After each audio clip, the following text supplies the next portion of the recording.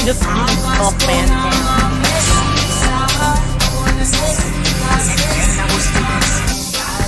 I'm nothing if not overly committed to this. I got you. I'm checking the limits.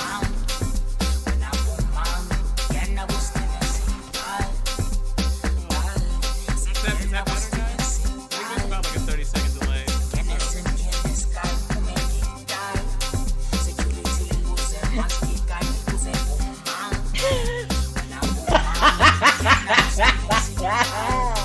Excellent. Wait, you guys can't hear us? Oh, you can't hear us over the Okay. Oh, our voice volume is super low, or possibly just yours is. Gotcha. Oh, just me? Okay. Is it better now? Right on. Nice. So yeah, this is the Amy piano beats of Toxin and DJ Methuda feat Sir Trill. It is a Steven Seagal based banger coming out in the year of our Lord 2019. So our man still has purchase fucking somehow, I guess. Excellent. Fantastic. Easy. Easy.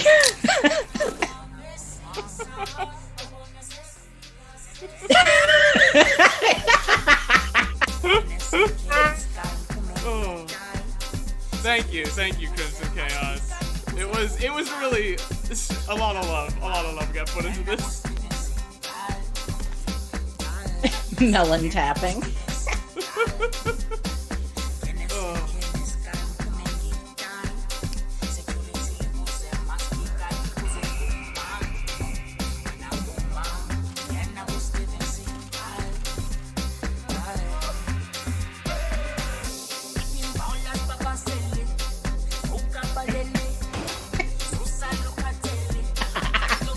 Of course you included that one. Oh, dog, you know it. I gotta include, like, the only woman who ever successfully sold being attracted to Steven Seagal.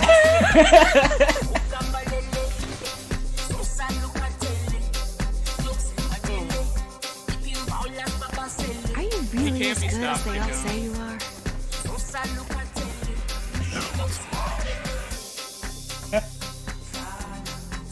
Total lock, son.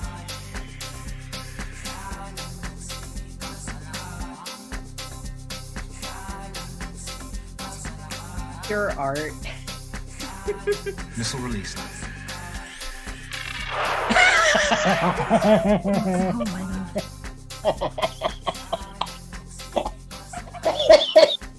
Oh.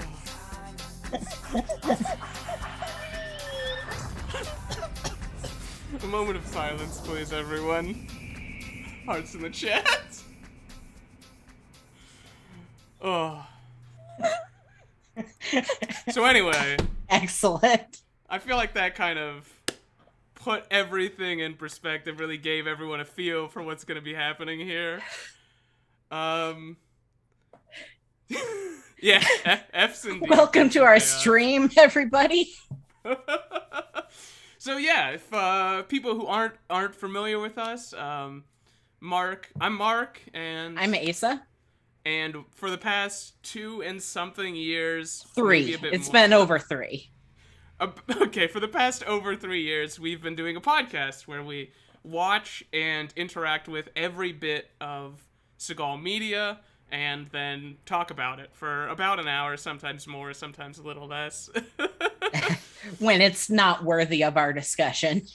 Right, yeah. Kajong, it's, I think, one of the great mysteries. Seagal is nothing if not a man of many enigmas.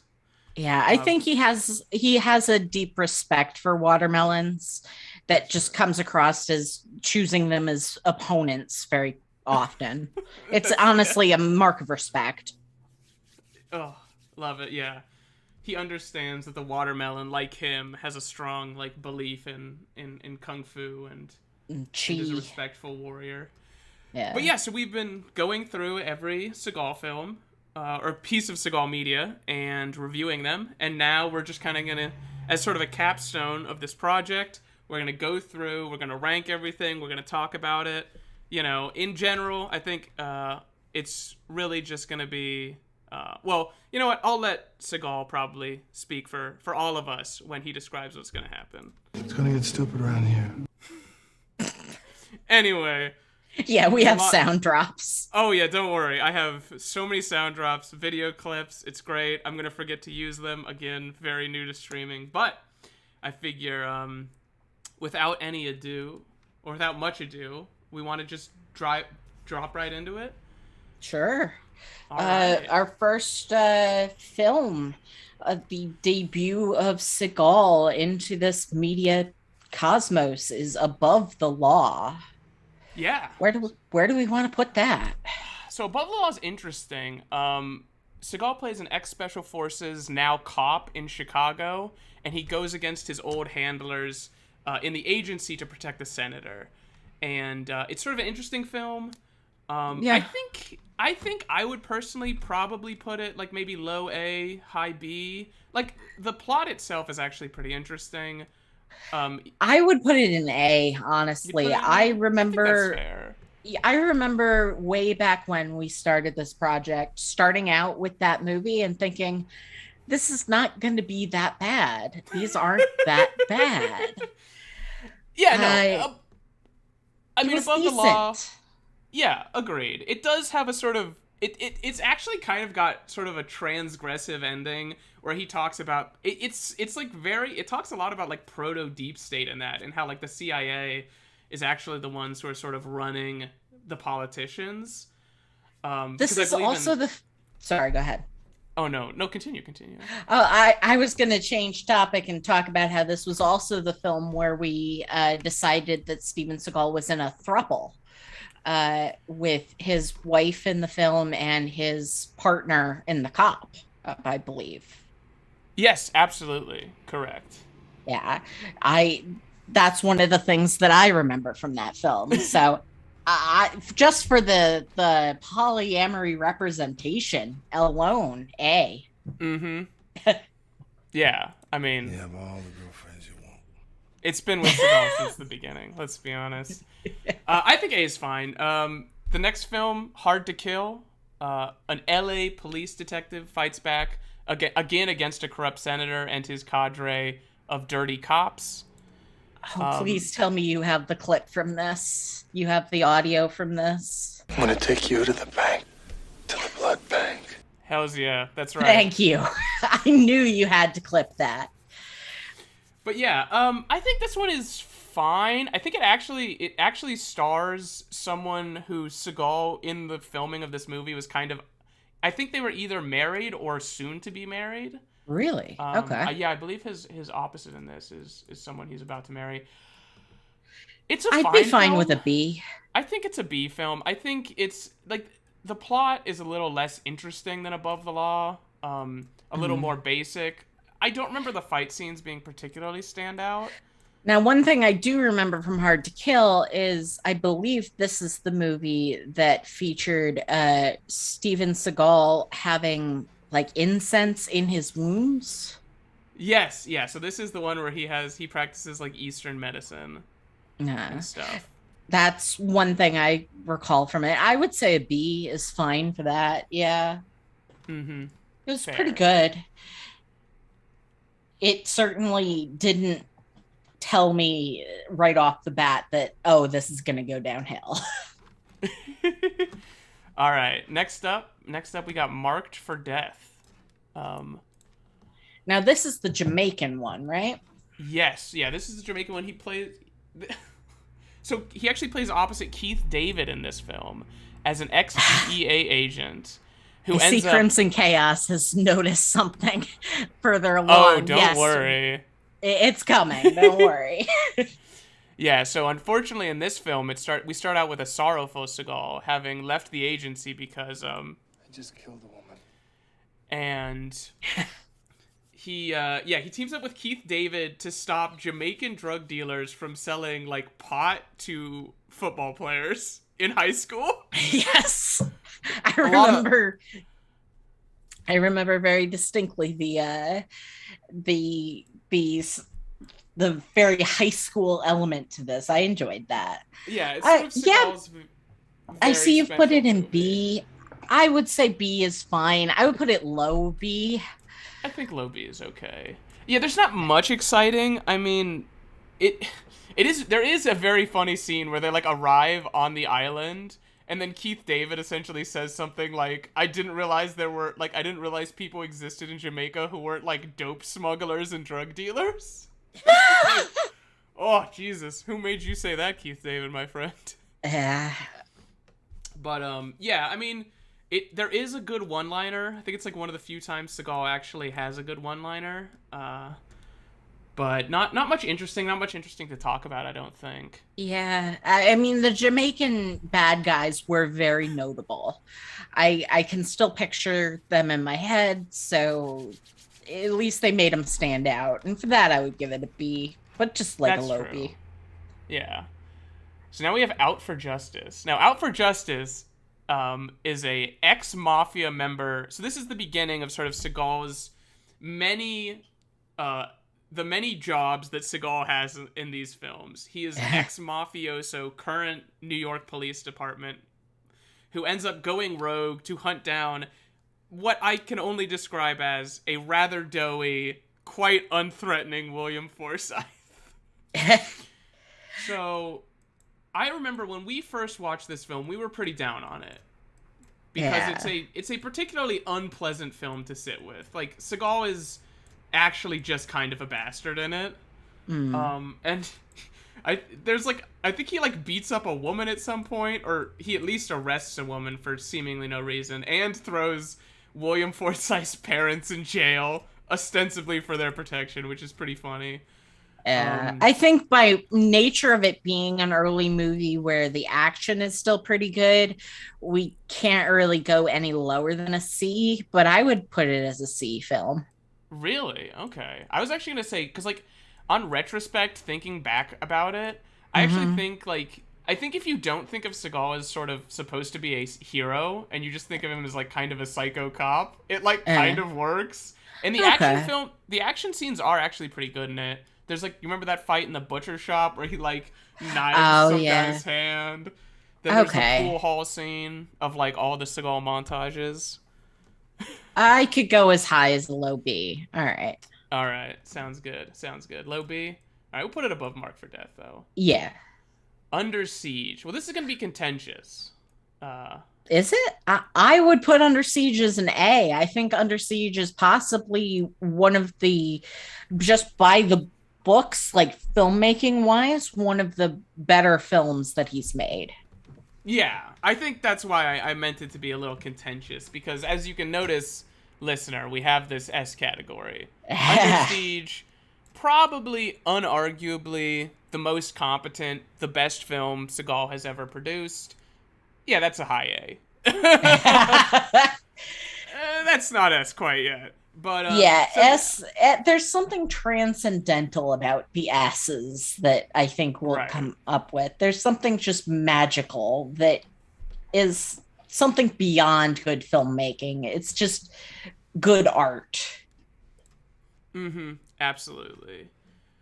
Under Siege, obviously, it's basically just a, what's the word for it?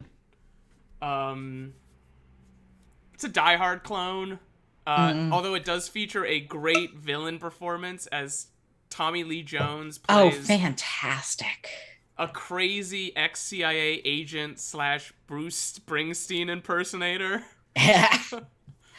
He knocks it out of the park. He really elevates the film beyond what, if without the Tommy Lee Jones performance, I would maybe put it lower A, but with that, high A. Fantastic.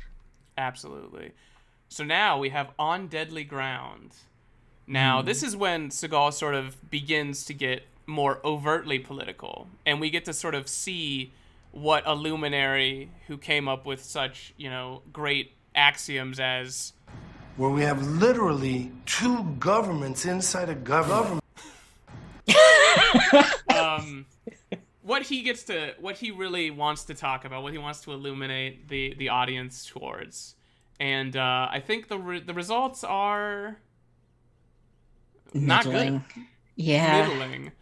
There are some. So this is Seagal playing a blowout specialist. Springsteen on Scope. Nice bombaclat. So yeah, this is Seagal playing a blowout specialist, which is like someone who helps diffuse oil rig problems. He plays an ex-CIA agent turned blowout specialist. Yeah, for sure. Yes, blowout specialist. Bombaclat. And he teams up with an Inuit tribe to defeat an oil conglomerate run by Sir Michael Caine. That's right. I mean, I feel like the issue with that, Mr. Bombclad, is we have seen how Seagal has sex, and it is not impressive. He mostly just lies there and gets hugged. But, yeah. I mean, it ends... It's sort of an interesting film. It was kind of anti-oil before... I think it was cool to be anti-oil, but... I remember being bored by this movie, but that was before I knew what boring could be.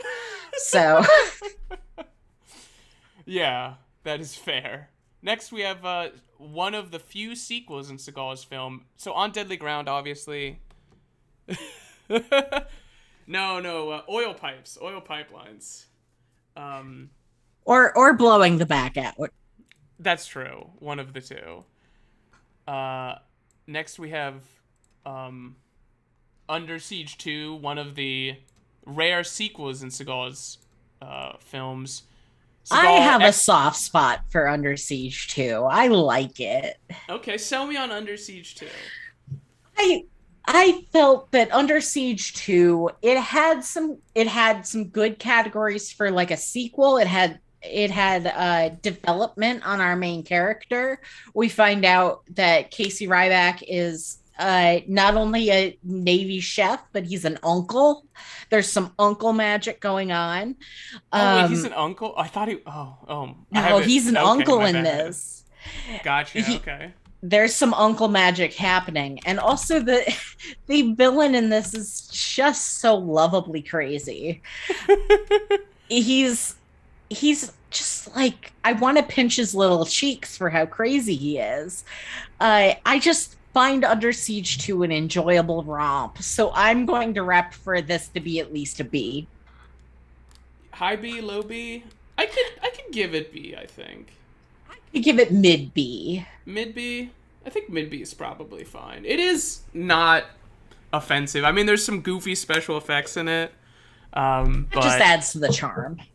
It's also a train movie, and Lord knows I fucking love me a train movie. Yeah. Can't get enough. Also, just the art. I know you can't really see it on the stream very well, but the art for the film, could you bring this up in a new window? Like, just Google Under Siege 2 art.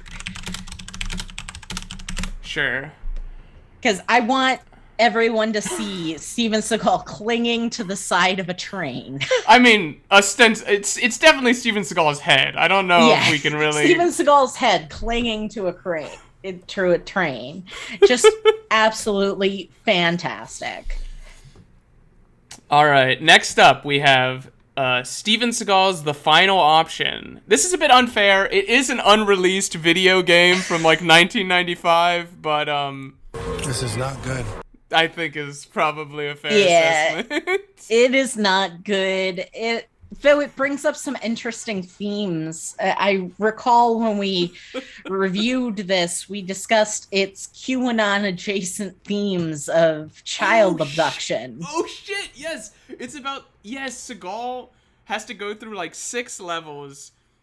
One as they get like progressively more insane, and he's essentially rescuing children from like an adrenochrome manufactory that's also located in hell, complete with like lava plumes and shit. Yes, it is amazing. Yes, it did. So you can download the game. Fair warning, if you do, you actually cannot beat any level. You have to use cheats to get to the next levels.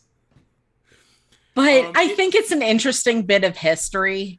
I think so. The licensed video game, but for just a guy, is kind of interesting.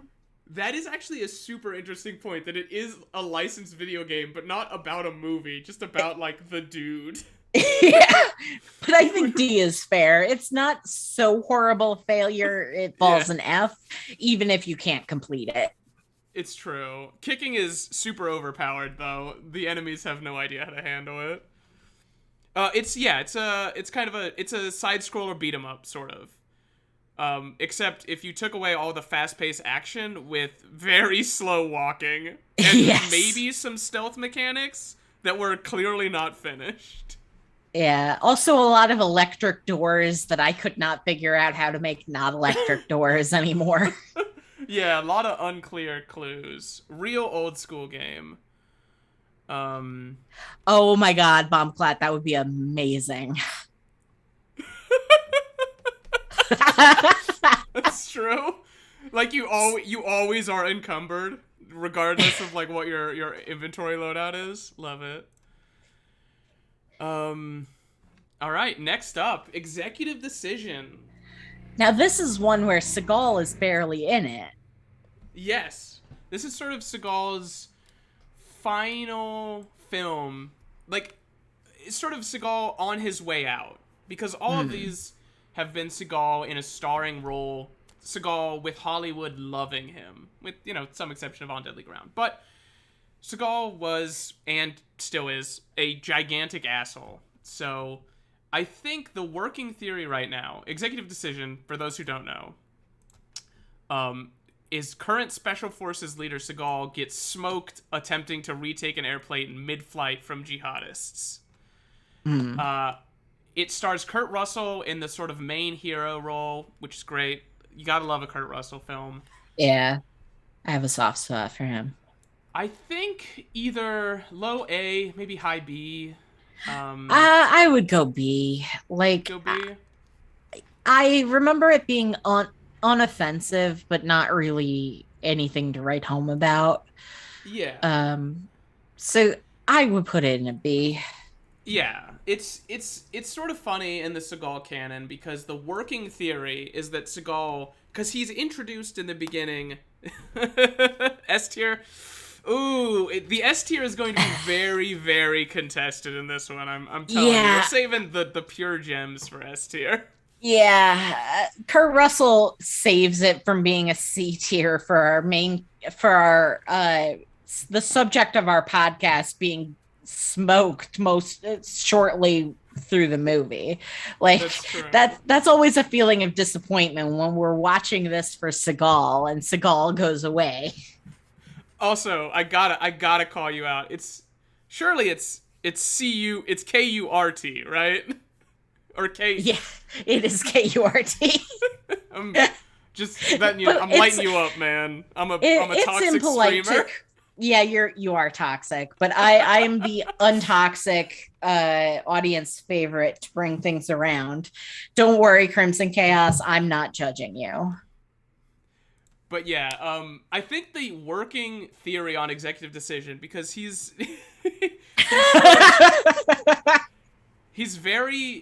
hyped up a bunch in the beginning. He has, like, I think someone gives him the Seagal speech, which is a speech where a character will just spend a minute or two describing how cool, like, Seagal's character is. But he ends up getting smoked about 30 minutes in, and I think that is because he annoyed everyone on the set so much, they just fucking wrote his character out of the movie. Which is kind of fantastic. I wish they did that to him more often. Yes, and I think you'll see that they might do that in the later films as we get closer to there. But next up, the Glimmer Man.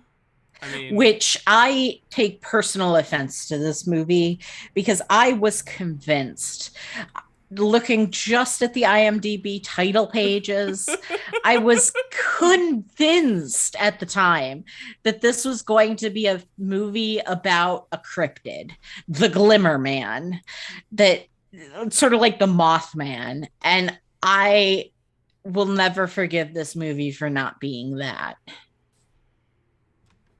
Yeah, absolutely. A very disappointing film. Another film with some very interesting history, but you can just look it up. He stars opposite Damian Wayans as an ex-CIA LAPD cop who's trying to track down a serial killer, but then he also uncovers agency goons using that killer as cover to murder more politicians, I think. And don't they try to frame Seagal for the killing? Yeah, maybe. It's very confusing. Yeah, they use the serial killer as cover, and then they try to frame Seagal as the serial killer Seagal is already caught. I don't know. Yeah, I would say where you've put it is fair. It is a D film. It disappointed me, not only in not being a cryptid movie, but in just being relatively disappointing overall. Yeah, absolutely. Absolutely. All right, well, now we have... Yes, you're right. That's exactly what happens. Oh, yeah, he's called the Glimmer Man. Comes from the fact that all enemies see of him is a little glimmer before he disappears or before he appears, which I honestly just seems like he's just bad at sneaking, because ideally, I like people who are never seen, right? I feel like that's maybe the gold tier for being sneaky. But who do I know, man? Now we have Roseanne. And F. This is This is my most. Oh, real sorry. Fucked up, kind of bizarre combination of monkey shit. You were saying. This is my most hated piece of Seagal media. More than anything in the world, I hated this Roseanne episode. It was so bad. It didn't even feature Seagal until right before the credits. It was mostly just Roseanne going crazy on a train. Yes. Oh God. This I swear, this was a 21-minute episode that felt longer than any other film we have had to deal with. And it also wins the most terrible people quote because it stars both Steven Seagal and Don King. So wow. They both have 30-second cameos. The season makes no sense. It's just boring. I don't even think John Goodman's in it, if I recall correctly. Crimson Chaos, you bring up a good point. It is trains, but they defile the train. Oh, they defile true. everything trains. that is holy about the trains. No, I can't. I like trains, but only to a point. All right. Fire Down Below. Ex-Special Forces, current EPA agent, battles the FBI and some mine owners to stop toxic waste dumping in Kentucky. I barely remember this film. I remember there being explodable barrels, which I thought was very funny. Yes, yeah, there are classic explodable red barrels. Love it. Sorry, Mr. Bomba Class, but this is not a safe space. We're speaking our mind out here. I don't know who Don King is, so this is purely Mark's point of view here. So Fire Down Below is, it's there's a famous country band in it, I think, if you're interested in that, but it's ultimately pretty forgettable. I mean, it's another cool film where he beats up industrialists, I guess, but yeah, that is a plus to it. I also remember there being a dance scene that was kind of sweet. But I would put C. I think C is fine. B maybe, but C is fine. B's pretty. It's a high C, I think. Yeah, high C is fine. Now we have actually Seagal's. We have Seagal's first direct-to-video film, The Patriot. Now, I actually kind of like The Patriot. I thought it was interesting. I thought it was a departure for Seagal. There isn't that much violence in The Patriot. That's actually true. It has very little action. Yeah. Seagal plays ex-governmental research immunologist who still also knows karate for some reason, or I guess Aikido. And he turned reservation doctor who tackles a right-wing militia that has been armed with a U.S.-created bioweapon, which is only defeatable by flowers. By carpet bombing an area with flowers. I know we've filled B up quite a bit, but I would put it as a high B. I liked it. High B, interesting. I was gonna say like C or something. It's kind of forgettable. I in could my go opinion. down to a low B, but I'm not gonna be able to be argued below a B. That's I fair. thought it was enjoyable. I remember the flower thing being corny as shit, but also kind of working. There was a wonderful scene. Oh, hey. Oh, sorry, continue. That we saw in the wonderful fan cam you created of everyone picking flowers out in the field to destroy the disease. I just thought it was enjoyable. Mm-hmm. It's fair. That's fair. You know what? I'll come around to your side. All right, thank you. And also, hi, Panda Commander. All right, so next up we have Exit Wounds. Now, this movie's kind of fucking wild, dogs. Not gonna lie. So it stars... Seagal plays a cop who teams up with supposed drug dealer DMX to defeat crooked cops in Chicago. Now, what is introduced halfway through this film, in probably the greatest twist in any Seagal film, is that DMX is not a low-level drug dealer, but a multi-millionaire computer genius. Yes, that's an A for me, dog. Okay, I could give it an A. Yeah, I can give it an A. It was. This is the fucking come to Jesus moment. The only thing I remember from this movie is the reveal scene, and like because you have to remember at this point we are still in the year 2000 2001. Mm-hmm. So when he is a computer genius, he is on like those old Macs that had like colored plastic on the side. It was excellent. Oh, it was so good. Yeah, he's like a tech genius in like the first tech boom. It's so great. Yeah, he's like pets.com motherfucker. Yes, yeah. I think he like earned his millions from like a pets.com nonsense thing. I mean, yeah, DMX is great in it. There's like a great scene where I think DMX jousts on like an ATV. It's love it. Absolutely love it. Next stop, Ticker. Ticker. Now Ticker is notable for being the last movie I believe released pre 9/11. Features Northern Irish terrorists as the main bad guy. Mostly a boring film. I don't remember it being particularly wonderful. I do remember him having a lot of camaraderie with his bomb squad bros. Yeah. Maybe C. Where did you put it? D. I put it low D. It's very I could go forgettable. D. Yeah, I could go D. It's also sort of the first film where Seagal, although he gets high billing, actually does not have the main role. It's kind of a bait and switch. Seagal seems important, but like there's like another character who's a little bit more important than him. But ultimately, kind of a forgettable movie, I think. Yeah. Half notable though.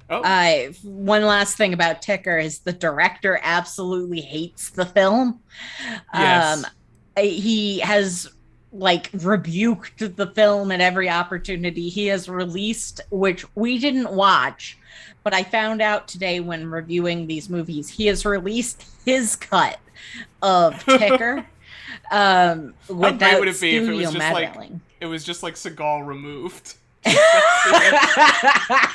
That would be amazing.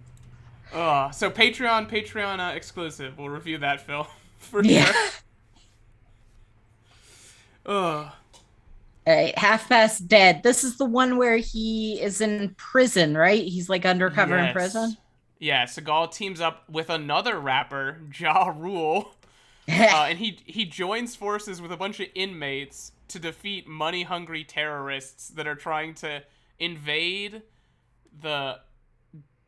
Alcatraz so that they can capture someone who's about to be murdered who knows where like $200 million of gold bullion is.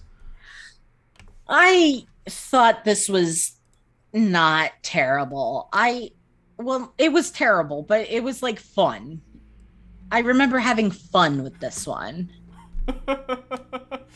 Yeah, I think it's fun too. I think probably like a mid B maybe. Although B is getting crowded. B is getting crowded. Although I could go as low as a C. I can't imagine any of these bad movies are probably either going to be up here or down here. Yeah, So. the later ones definitely get more All right. bad. Well, now. This is the fucking come to Jesus moment. And I was not born on a fucking turnip truck, man. The Foreigner. Yeah, it's got to be S tier. Just they're greedy fucks, but also I mean this was pre 9/11, so a terrorist was just I guess someone who wanted money. That was like the main thing that they did, I guess, in movies. I mean this is an S tier. yeah, The Foreigner, S tier. Absolutely. We lost our minds when we watched this. We went feral for this film. This is it. So I have a description. Current ex-CIA, current spy for hire gets embroiled in an industrial cover-up or something. The plot makes no sense. It has like there are 3 hitmen who are running around who all at one point become allies and enemies of Seagal.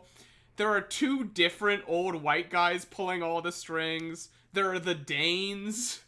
The Danes, like, beware the Danes is still stuck in my head. Yeah, like, rent-free, dog, rent-free. Yeah, it's there's also the inexplicable billboards with just an eye on them, yes. like a high-definition eye photograph.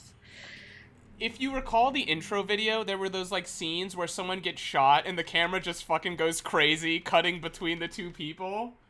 Yes, like, Danish people. Those both happened in The Foreigner. Like, the scene where Seagal is, like, pissing and the guy is, like, telling him not to piss so hard and then he blows up. Also in The Foreigner. That's The Foreigner. It's so good. If you watch no other Seagal movie, watch The Foreigner and just go feral with it. Please, this movie, more people need to see it. Like, there are some classics, you know, people know about American Sniper, people know about Good Man. This movie is the fucking truth, dog. It is the way and the light. Just go to The Foreigner. Hells yeah. Out for a Kill. I'll be honest, I don't remember a damn thing about Out for a Kill. So, this one is great, because this is another one where Seagal plays someone who inexplicably has a bunch of combat knowledge, despite being an ex-art thief and current professor. Oh, yes, he is a professor for this mafia. one. Oh, yeah, I vaguely remember this now, because they were, like, on a dig at one point. Yeah. It wants to be, maybe Indiana Jones, but the exotic locations suck, and it's very boring, so I think low C, maybe D. I'd go D. Neither of us can remember it. That means it's probably D. Yeah. Alright. What's up next? Belly of the Beast. So this one is interesting. Current private security consultant and ex-CIA does essentially a Taken across Bangkok, Thailand, and this movie actually features, like, actual factual magic, which is pretty great. It's, like, kind of a Buck Wild film. I don't know. I feel like this is maybe a B. I mean, maybe even an A. It's pretty funny. It's pretty wild, but... Yeah, I'd go a high B with it. Think high B? I think that's probably fair. Probably get a high B. It's, like, a little wild. There's a scene where, like, Seagal enlists... Because he's, like, also an ex-Buddhist, so he enlists an entire Buddhist monastery to fight, like, some sort of blood ritual, like, warlock who's like helping the bad guys, and they have a chanting battle. Oh. Yeah, that does make it pretty fantastic. I could go as high as an A if you really wanted to, but I think high B is probably good. Okay, B is pretty. Let's put it in A for now. We might end up having to shift this stuff around a little bit. Fair enough. So now what we got? Clementine. Clementine. Now, I loved Clementine. It spoke to me. It's a Dark Horse film. It's a Dark Horse film, but it's one of my favorites that we have watched for this franchise because Seagal is barely in it. This is a Seagal is barely in it, and it's for the improvement of the movie. I mean, it also helps that this movie is also buck wild. It is buck wild. So let me give you a description of Clementine. Clementine, there's this father and his daughter. The father is a cop, and shit goes down, but he ends up having to get in a boxing match with Seagal to save his family, and it's great that they get buck wild with it because the mother had to put up the daughter for adoption, didn't know that the daughter survived or something. Yes. And the grandmother put her up for adoption. Yeah, a nosy woman is able to convince her daughter that her daughter's child is dead, and convince the daughter's husband that the daughter is also that the wife is dead. So the husband, who's like an ex Thai boxer, is raising a daughter with supposedly a mother who's dead, and the mother thinks the child's dead and that the husband left her. Yeah, it's wild. It's unbelievable. I felt so hard for that child. The little child actress is very good. I honestly, you're gonna have to talk me down from an S. It was not originally one of the ones that I had at S, but I can see it. Seagal plays he plays a guy with a crazy name who's never lost a fight, and it's his handlers try to get our main character to throw the match, but then when Seagal learns out that his handlers were trying to get the guy to throw a match, he gets really upset with them. And he's like, no, I want to win honorably, which is just a very funny archetype, I think. Yeah. Of guy who unintentionally is cheating. All right. Yeah, Clementine, it's great. It's hard to get. You can't stream it anywhere. We had to buy a DVD. Great film. Excellent film. Oh, and it should be said, it is entirely in Korean. Yes, absolutely. So you do have to watch with subtitles. Mm-hmm. Next is Out of Reach. Do you remember anything about Out of Reach, Asa? Not off the top of my head. Could you refresh me? This is ex-cybersecurity agent and retiree Seagal hunts down the kidnappers of his sus 14-year-old pen pal in Warsaw, Poland. Oh, yes. I do remember this. So, Seagal, middle-aged man and ex-cybersecurity analyst Seagal has a 14-year-old girl as a pen pal in Warsaw, Poland, and is teaching her, cryptography and stuff.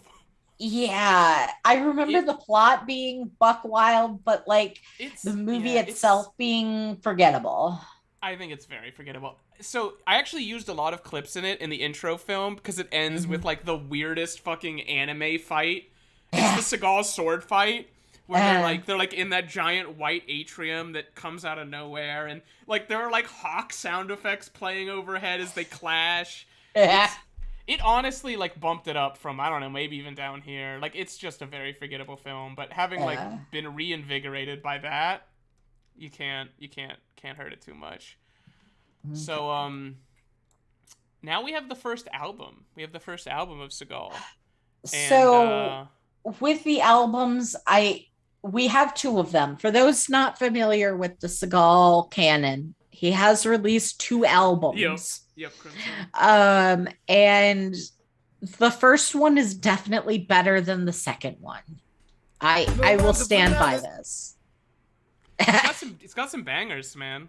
Got some bangers. Because you play that again, I was talking over it. Yeah, so, the punani. Yeah, we want the punani. I mean, it's actually legitimately an album that I do not hate listening to. Like, there are some very funny songs.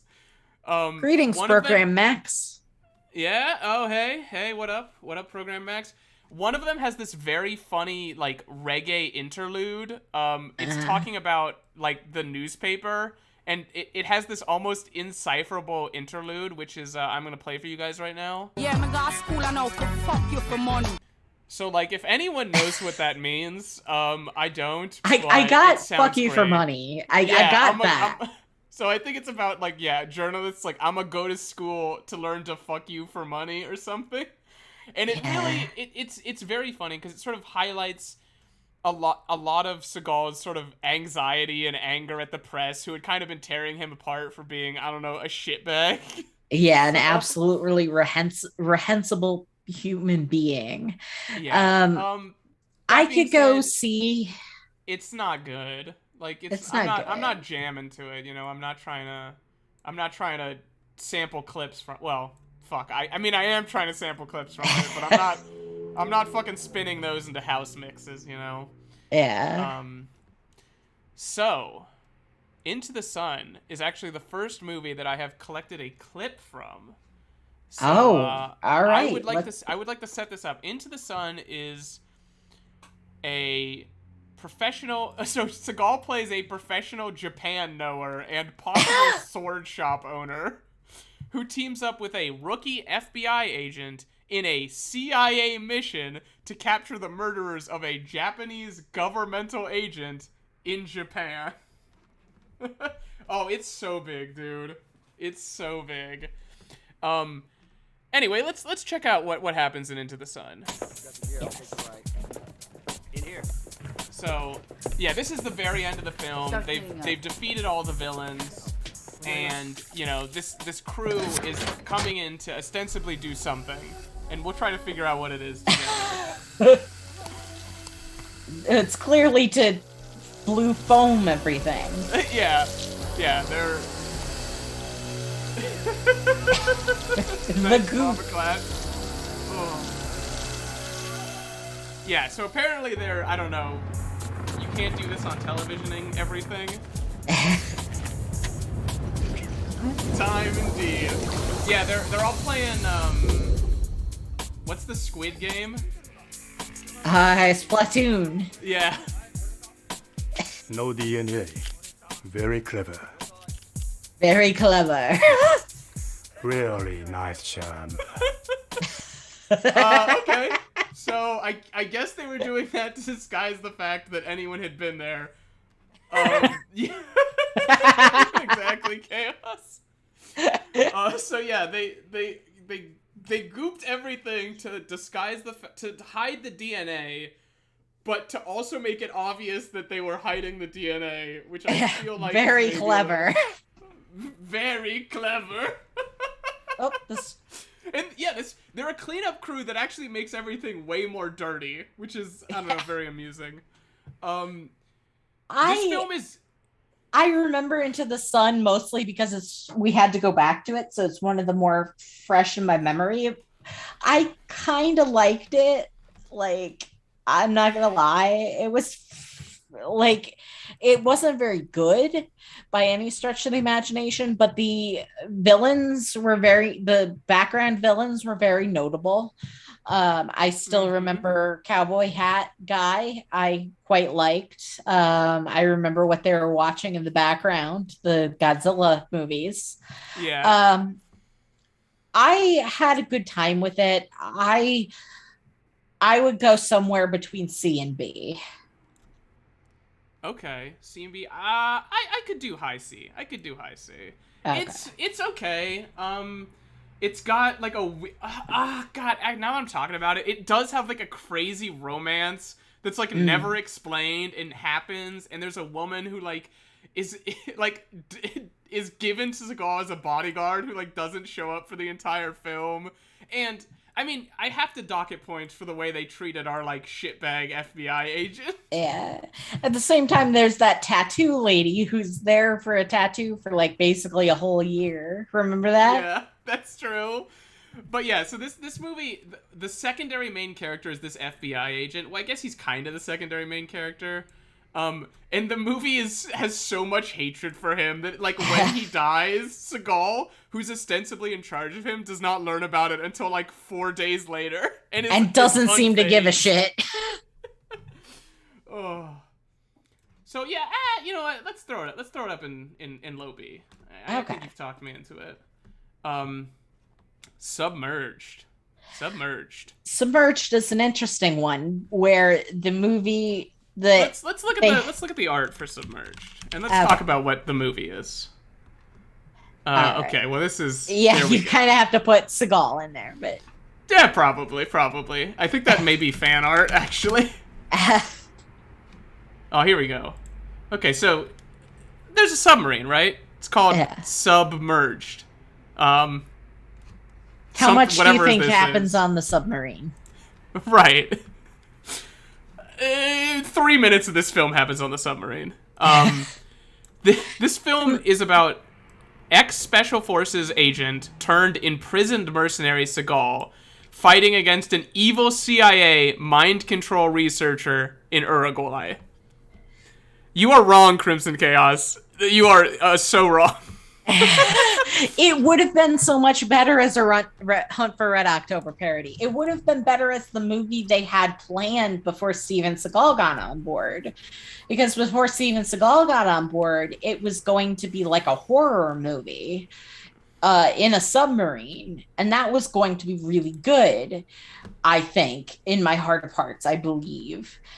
The movie as came out, utterly forgettable to me. Interesting, because I think this is the fucking come to Jesus moment. I was gonna put it in S tier. You were gonna put it in S tier? I was gonna put it in S tier. It's about a CIA mind control researcher, and it's called Submerged, and it has nothing to do with the movie. And it's crazy. All right. I could be talked down. But like. No, you gave me Clementine. I'll give you Submerged. This movie, it's very funny to me in a sort of like meta version as well, because it was supposed to be this sort of the thing on a submarine movie, and it literally says in No Tears D train. Oh, you're right. I mean, what is a submarine but a water train? Let's be honest here. But it has this great, like, the Wikipedia article has this great thing where it essentially says, like, it was going to be this horror movie, and then Seagal appeared and changed the entire script, and it's about, like, fucking mind control. It's great. The submarine features almost nothing in the movie. Seagal was imprisoned for, like, no reason at the beginning of the film, and then immediately let out. Oh, I'm starting to remember more and more of it. Wasn't there a girl who's like in a arm wrestling contest when we meet her? Yes, yeah. There's a girl in an arm wrestling contest. There's Vinnie Jones, who has the classic line, "You cock crying wet mother plucker," which unfortunately I do not have clipped because that is actually just how it is translated. I think you can all imagine what he actually says. Do I have any clips for that? No. And ooh, do I have something for that? Nope. Okay. Next film. We got Today You Die. Today You Die. Could you refresh my memory on this one? Yeah. So jewel thief Seagal clears his good name fighting against the mafia and corrupt FBI. This one takes place in New York. I think it might also star maybe a rapper. I'm not 100% sure. I don't remember this film very much. It's kind of boring. It has one good scene that will always make me laugh, but ultimately not very interesting. This is, of course, the child hospital going out of business sign. Yes. Now I remember. Yes. Oh. All right. So, not much else to talk about. I don't remember this film very well. Yeah. Now we have Black Dawn. This is a supposed sequel to The Foreigner, so you think we'd be on board. Very disappointing. It Yeah. sees Seagal's spy for hire character match wits with Chechen terrorists who look like probably an indie band that your that your girlfriend's like brother is a part of in like 2008. It does, however, feature probably some of the best explosion effects I've ever seen in a movie. So, oh hey, let's check those out.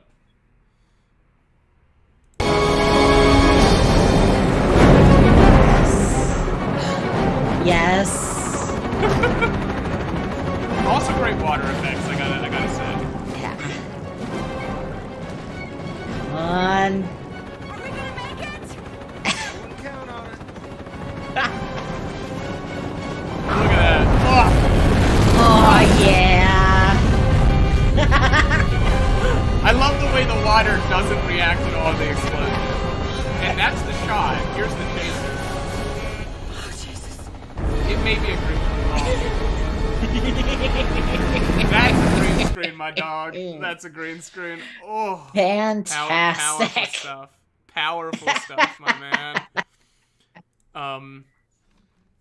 Yes, yeah. It might as well be the OG Command and Conquer. That being said, it's a very boring film. Yeah, unfortunately, that is the most exciting thing that happens in the film. Yeah, it is sort of notable. It has some of probably the worst stunt doubles for Seagal. But Yeah. Apart from that, there isn't much noticeable. Now this next one is very interesting. Mercenary for Justice. So let me try. I mean, Asa, do you remember anything about this? Just based on the name, it doesn't ring a bell, but I'm sure as soon as you start telling me about it, I'll remember it. Yeah, exactly. It would have been a good clip. But I had to make room for the important stuff like Big balls, okay. Obviously important, or of course. Don't fuck with big dog. So I don't worry, I had other more important things to clip for you.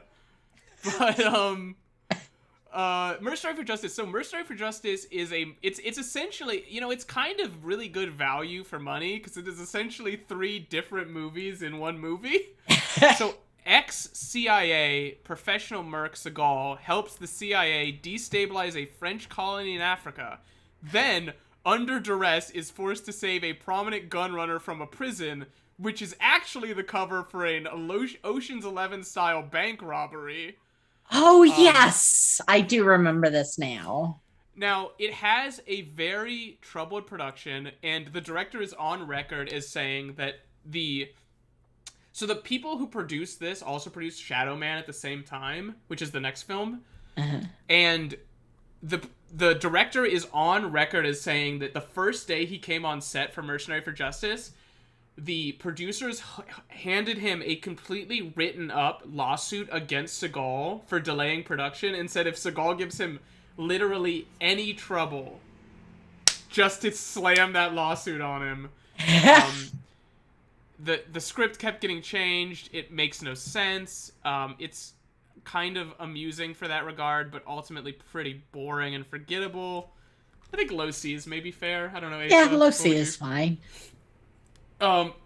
Interesting as far as the podcast is concerned, though, for being the introduction of our Motor City Boy segment, starring the original Motor City Boy, a bad guy who, at some point, the scriptwriters forgot is a bad guy and just made him a good guy and like hang out with Seagal. And it does feature probably one of the best insults in a Seagal film, which is, let me just get that one lined up for you guys. That's it for you, poop hole. Which is just a very funny thing for a grown man to tell another grown man before he attempts to kill him. Don't know much about that. Next. Mojo Priest. Yeah. Ace, I hate this. I hate this album with a passion. Now, a thing that you will know, frequent listeners to the podcast will know, is that I am a lazy son of a bitch, and I do not make notes for anything. I don't make can notes I ban for people? Let me see if I can. Man, you are. Oh. I don't take notes for shit. I took notes for our album episode because Mojo Priest offended me deep in my soul. The inner angry Tumblr kid from like 2013 came out in me towards the misogyny in the lyrics. Like, I was ready to cancel Steven Seagal. Thank you, Kajong, for teaching us how to ban people. I'm going to fight for an F tier on this one. I think that is entirely warranted. Thank you. How do I? Okay. All right, let's. All right. Message deleted by moderator. I timed you out for a second. Let that be a lesson. Oh, now I can't actually view the comments anymore. Oh, this is bad. I've ruined everything. Oh no. Uh-oh. Oh no. Whoops. Oh no. See what you've done? See what you've done, Crimson Chaos? Alright. Wait, 32 messages were deleted. Wait, who did that? Oh, you deleted every message by Crimson Chaos. Oh, I'm drunk with power here. Anyway, yeah, this is an F tier. This is terrible. I wanted to do it for like 10 seconds, and I didn't mean to delete all your messages. I'm sorry. I'm trying to fix it. This is how we treat guests. Yeah, this is how we treat people who are like spending, their valuable time doing complete nonsense with us. Yeah, it's a bad film. Only thing that might be somewhat redeemable is that there is a song called Alligator Ass in it. That's it. Yeah. Otherwise, you think it's worse than Roseanne? I think it's probably worse than Roseanne. I don't think it's worse than Roseanne. It's longer than Roseanne. That's the only thing. Yeah. Okay. Just imagine these two basically on the same level. Yeah. Tier maker technology has not. Yeah. I untimed you out very quickly. It was supposed to be a joke. All right. Shadow Man. I have a clip from Shadow Man, I think. Oh, Let's play it. I don't know what. Oh, So this is the title card for Shadow Man. It's when you know it's going to be a good film. Can be used in striking for just external or internal. Right on. Professional quality. Like that word art, like that 2003 word art. Bet you do. Anyway. Classic. Ex-CIA. So this one is ex-CIA current Fortune 500 CEO Steven Seagal must save his daughter from corrupt cops, the Russian mob, and a government black ops attaché who are all vying for a bioweapon. This is a fairly recent movie in our memory as well. Yes. And I believe Kajong was on that episode, correct? That's true. Yeah. Yeah. It was notable. I quite liked the whatchamacallit. This was the one with the horse at the end, right? Yes, this is the stealth horse. This is the watermelon punch. This is the one with like. Yeah, I mean, I feel like we can't gloss over the fact that Seagal does play a ex-CIA current Fortune 500 CEO in this film. Yeah. Which is noticeable. It's pretty, I don't want to give it like recency bias. Like we've just done this, but I thought it was, it kept my interest, which certainly puts it above a lot of more recent Seagal films. That's fair. I could see that. Where would you put it? Because I'm tempted to put it C. I think C is a fair place. High C? Yeah, high C. I think high C is probably reasonable. It's like it's nothing special. Oh yeah, it's not... Kajong reminds us, Pizza Mask. That is true. It does. There is Pizza Mask. Pizza Mask is a great character. It's, all your favorites are there. What else is... I don't know if we have much else to talk about that. Is there anything else we... Yeah, surprise horse, Pizza Mask. All right. Next up is Attack Force. So if you go on IMDb, you'll see a description of this film. And throughout this podcast, I personally have had many nemesises. I've been vying with Wikipedia editors. I've been fighting with, I guess, I don't remember who else I've been fighting with. Pizza editors. I mean, obviously other Seagal podcasts. But my number one greatest enemy is the IMDb editor who seemingly writes descriptions for movies he has never seen. This movie in the IMDb talks about it being about an alien invasion. That is a lie. It's ostensibly about vampires created by a U.S. drug company and features Seagal and his cronies performing an invasion and seemingly, like, aggressive murdering for no reason of a bunch of people in the French countryside. Oh, yeah, I do remember that. Specifically, like, you want to believe that these people can be saved, but no, they just mow these fuckers down. And I think they learn later that they could have been saved, too. It's crazy.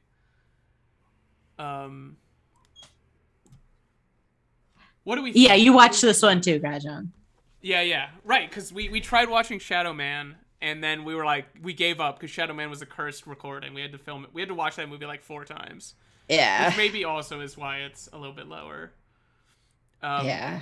What do you think, Asa? Where would you put Attack Force? I honestly don't know for this one. I don't know. It's memorable in that there were the vampire creatures, which we only see feature in vampires and other mythological stuff feature in one other film. So that's kind of notable. On the whole, though, I remember not being pleased with this film. Just it was unsatisfying. Yeah. I don't know. I could go low C, maybe at D. I don't know. I think D is probably fair. It's it really there is a funny scene again where Seagal walks into like a suburban household. There are 2 French people eating dinner, and he just murders both of them. Yeah, which is wild. Next we have Flight of Fury. Now this is Banana Stand. This is Banana Stand, my dog. Where the movie says it happens in Afghanistan, but once again, those tricksy description writers have, for some reason, declared that it is in Banana Stand. Yeah, in both IMDb and on YouTube. Yes, and we all know there's always money in the Banana Stand. So, So yeah, this is Seagal playing an ex-CIA, ex-Air Force pilot, forced to retrieve a special fighter jet from a multinational merc group in Afghanistan. Noticeable because the filmmakers, when filming it, seemed to not know that there was currently a war happening in Afghanistan at the time of filming. So that doesn't actually come up at all. Yeah, it's not like you might expect a movie set in Afghanistan to have it's anything to do with like the Taliban or anything that's happening, or in even Islamic terrorists. There aren't any. No, it's just like they're in it for the money to get this fighter jet. I distinctly remember there being a very good sidekick in this movie. Yes, yeah. I think the only Arabic guy in this movie is like Seagal's sidekick, and he's a good guy. Yeah, and he does a lot of running around and he's kind of the comedic sidekick. Yeah. There's also a lesbian scene in this, right? Yes, there is an extraordinarily uncomfortable lesbian scene that comes out of fucking nowhere. Well, I shouldn't say it comes out of nowhere, and reading the IMDb trivia, you learn that it was like the first scene they filmed in the movie. Yeah, exactly. It's so crazy. Like it's with it's with the evil woman, like the mercenary leader. She just like walks into a house in the middle of some unnamed city in Bananistan, probably like Dole Town, and she just starts having sex with this like woman, this like 17-year-old or 18-year-old girl. It's so really like gross. I guess props for representation. That's true. Um, Not props for being really skeezy producers and flying a woman out to Romania and then having her do a sex scene she didn't know about. Yeah. But where do we think? I mean, it's a middling film, I think. Yeah, it's middling. C maybe. I actually maybe it's D. C. The banana stand thing's pretty funny. Yeah. A little bit. All right. Urban Justice. This one also, I think, is Seagal starring opposite a. It might be. I don't know. I don't know if she even gets a name. She might just be lesbian girl. Urban Justice is, I think, another film where Seagal might star opposite a rapper, although I'm not sure about that. I think you're just taking every movie where he stars opposite a black guy. Yeah, being that's opposite true. a rapper. I may be doing a racism, which is bad. I did worry about that. You know what? Now I feel like I gotta check myself, see how racist I am.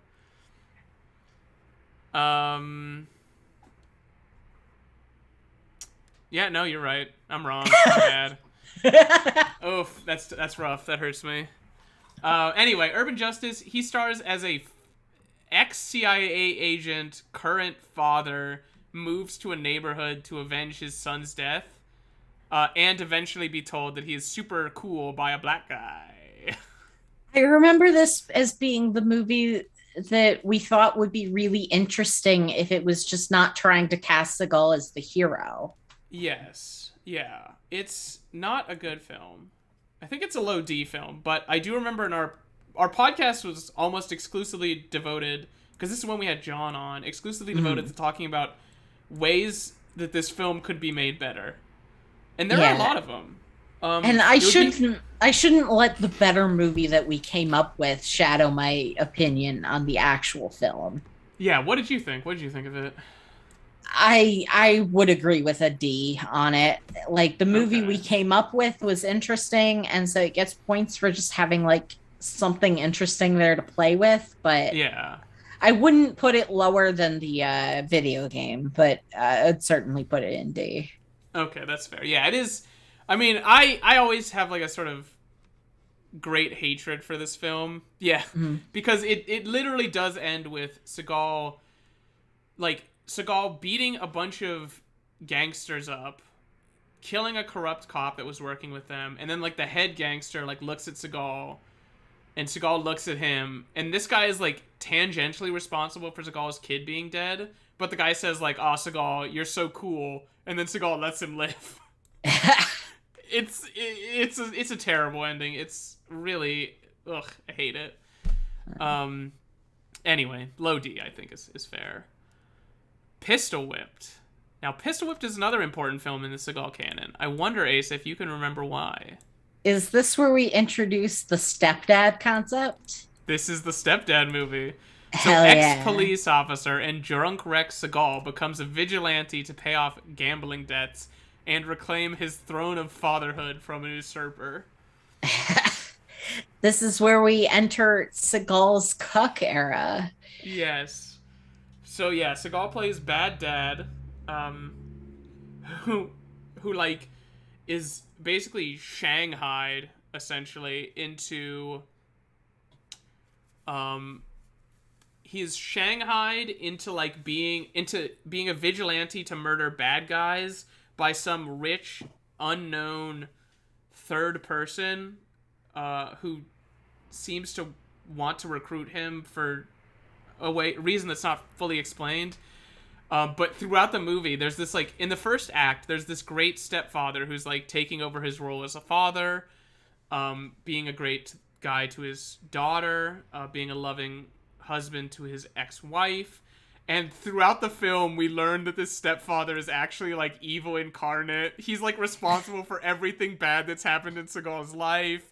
He's like secretly a corrupt cop who's like stealing and murdering other cops. It's such a like fucking stepfather power trip. It's great. Yeah.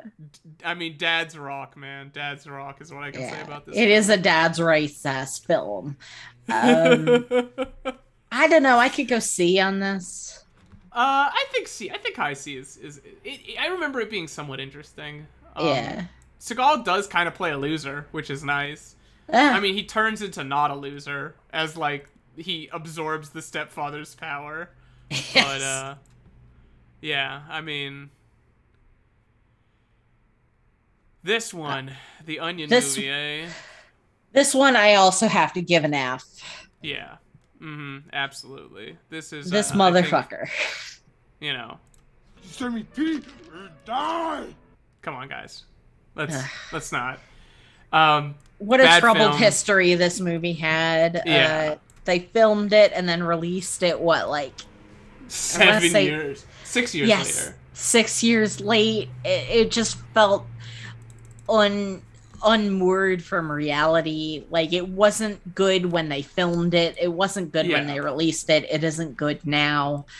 I don't care how much you like The Onion. You don't need to watch The Onion movie. I promise you. Seagal essentially plays a cameo character. It's like the guy named the ball kicker. He just runs around kicking Cock ball puncher. Cock puncher. There we go.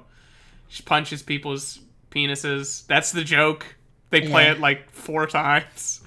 Yeah, I mean, it was probably a dated movie when they shot it in 2003, and it was unwatchable it was a dated movie in 2003, like an extraordinarily bad movie in 2008 when they released it, and an unwatchable movie in 2022. Yeah. What do you think? Worse than Mojo Priest? I You think can't. so? I think Okay. so, yeah. I mean, I guess the thing about a movie is it assaults more than just the one sense, so it's probably automatically sort of more offensive. Yeah, I would say where it is correct. Worse than Mojo Priest, not worse than Roseanne. All right. So now we have actually, I think Shadow Man was also written by Seagal. In case you didn't know, because he plays again a Fortune 500 CEO. We get to another movie written by Seagal. This is Kill Switch. Cop Kill Seagal. Switch. Sorry, go ahead. No, continue. I was gonna ask if Kill Switch is the one where Memphis is very deadly for women. Yes, this is the Don't Go to Memphis If You're a Woman movie. So Okay. Cop Seagal hunts down 2 serial killers in Memphis, both brutalizing women, and neither of them utilizing bombs. So the name, not super explanatory. It is kind of an unpleasant film. Not great, not particularly enjoyable. Seagal goes ham on this one guy in a very he uncomfortable scene of just beating the shit out of a guy with a ball peen hammer. He breaks literally every bone in his body. I believe the Wikipedia article actually calls out that he breaks every bone in his body. Yeah, which is wild. Ugly and not fun at all. I didn't have a good time with Kill Switch. However, I have a clip for you guys, and I want to set it up because this is the only thing that is sort of remarkable about Kill Switch, or one of the things. And I wonder how long into this clip it'll take for Ace to remember what happens. But this movie is a movie that takes place entirely in Memphis, and Seagal basically plays a Dirty Harry-esque character, a character who is he's jaded and violent, and he doles out, justice to the worst of people, and he's like constantly hampered by there's a great scene where essentially the ACLU gets a serial killer released, and then the nerdy ACLU lawyer gets immediately killed by the guy he just got released from prison. And Seagal's Dirty Harry-esque character has to trace him down and deliver the justice that actually works, which is the justice of two lead pellets in your head. He basically ends the film having brutally killed these 2 villains, and basically left the police force having understanding that his sort of brutal justice is no longer acceptable in this PC society. Very much sort of the end of I remember what this is. The original Dirty Harry. And then this happens. And this is a long clip. I'm going to set it up a little bit for you guys. But it's definitely sort of, I think, worthwhile to maybe just sit back and let it wash over you. I'm sorry. This is his partner, this guy. Billy Joe killed her, and I took care of him my way. He won't be up on a pier. This is also not Seagal's voice, but it's supposed I to know be my Seagal. methods are Yeah. unconventional, but hell, that's how I caught Lazarus. Take his confession for me, would you? I'll look you up one day. Jacob. I just got off the phone with your captain. He said Jacob booked Lazarus about 2 hours ago. He confessed to everything, including framing Jacob.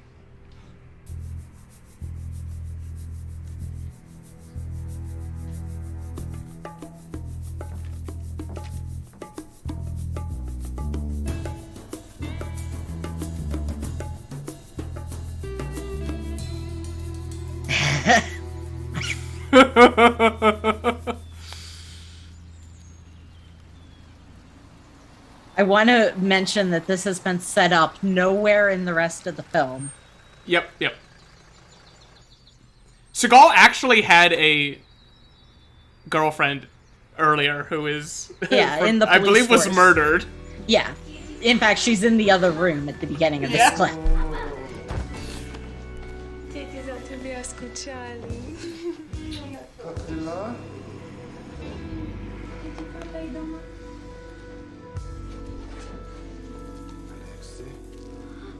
It's Christmas!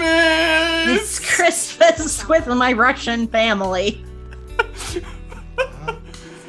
The completely unmentioned throughout the rest of the film Russian family. Oh, and of course, the backing track. is Seagal. I believe it is actually off Mojo, or Bayou Blues or whatever. Mojo Priest was... Oh, it's gonna get better, Mr. Bombaclad. Don't worry. Set up and walking, baby. Down that lonesome road. So anyway, yeah, I mean that happened, and Gonna go bang in the bird room. yeah, right, yeah. Yes, he sings over his own love scene. It's so great.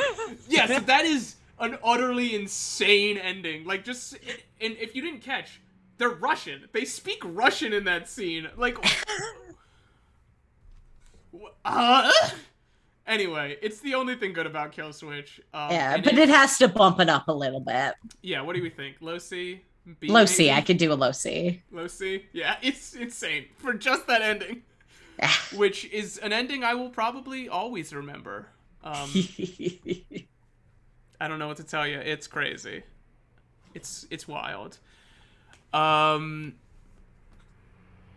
now what do we have? Against the Dark. This is the other mythological one. This is another vampire zombie critter one. Normalize your Russian. Yeah, that's right. We shouldn't judge people for having secret Russian families and also having like a Latina girlfriend in while you have a Russian family. Yeah, only until she's skilled though. Yeah, I honestly think it would have been great if at the end of Dirty Harry, like, you know, Clint Eastwood just like walked off screen. He threw his badge into the water and then he just like, you know, showed up in fucking Peru with just like this huge, you know, South American family and just started distributing, I don't know, Hanukkah presents. Would have been, I mean, I think it would have made that film even more of a classic than it is now. Really dropped the ball. That was really the director's vision, but it got cut out. I can imagine. By the non-believers and the parasites. Against the Dark, Seagal fights zombies or maybe vampires in the background of an otherwise bog standard sort of 28 Days Later or Day of the Dead survival horror movie.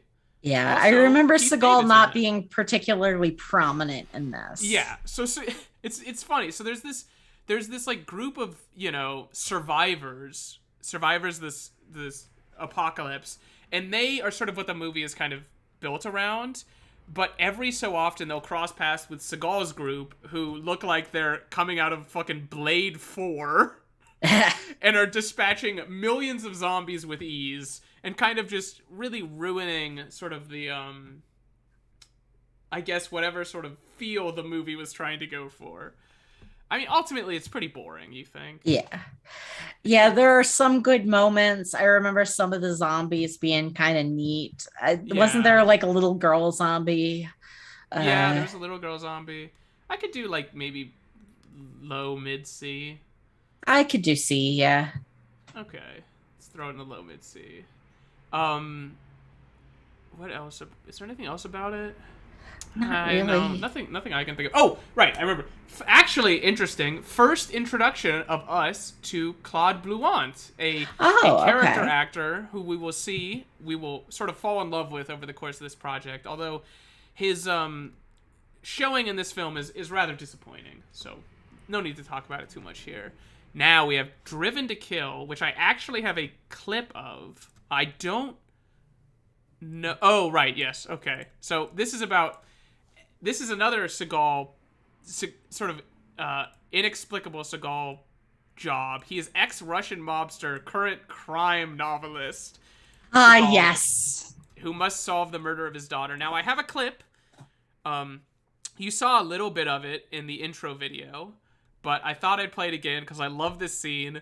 This is a woman entirely too horny for Seagal, and probably the only woman in any of these films who ever actually sells being horny for Seagal. Yeah, it's great. Anyway, let's watch some Driven to Kill, folks.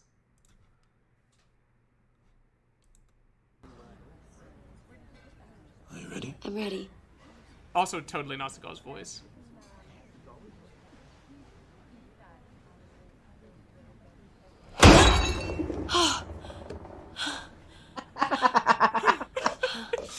Oh my God. How did you know that? I didn't. The trick was just to not give a fuck. Strangely enough, she is so turned. She is so horny for that man. Strangely enough, also the trick to making 56 movies, I think. It's just to not give a fuck. Yeah, right? Very horny for magic and possible, like, blood.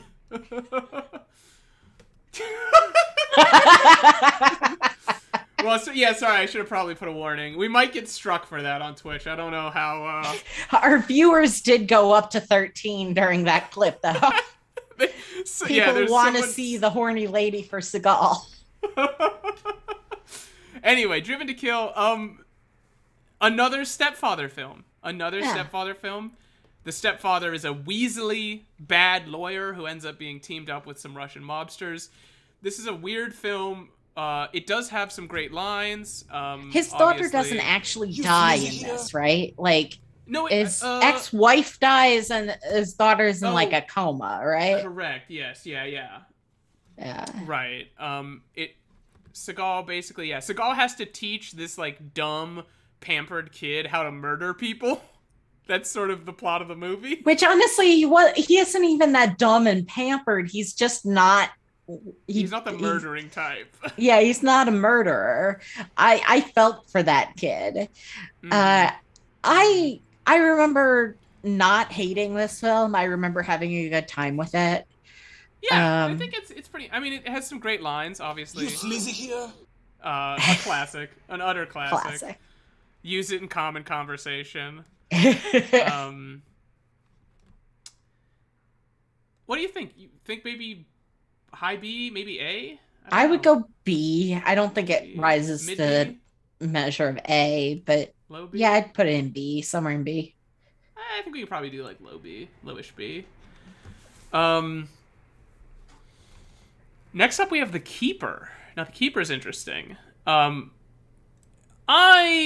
We'll talk about it really quick. Ex-LA cop hired by old friend to protect his daughter in Texas, but ends up getting embroiled with white nationalists vying for uranium depots.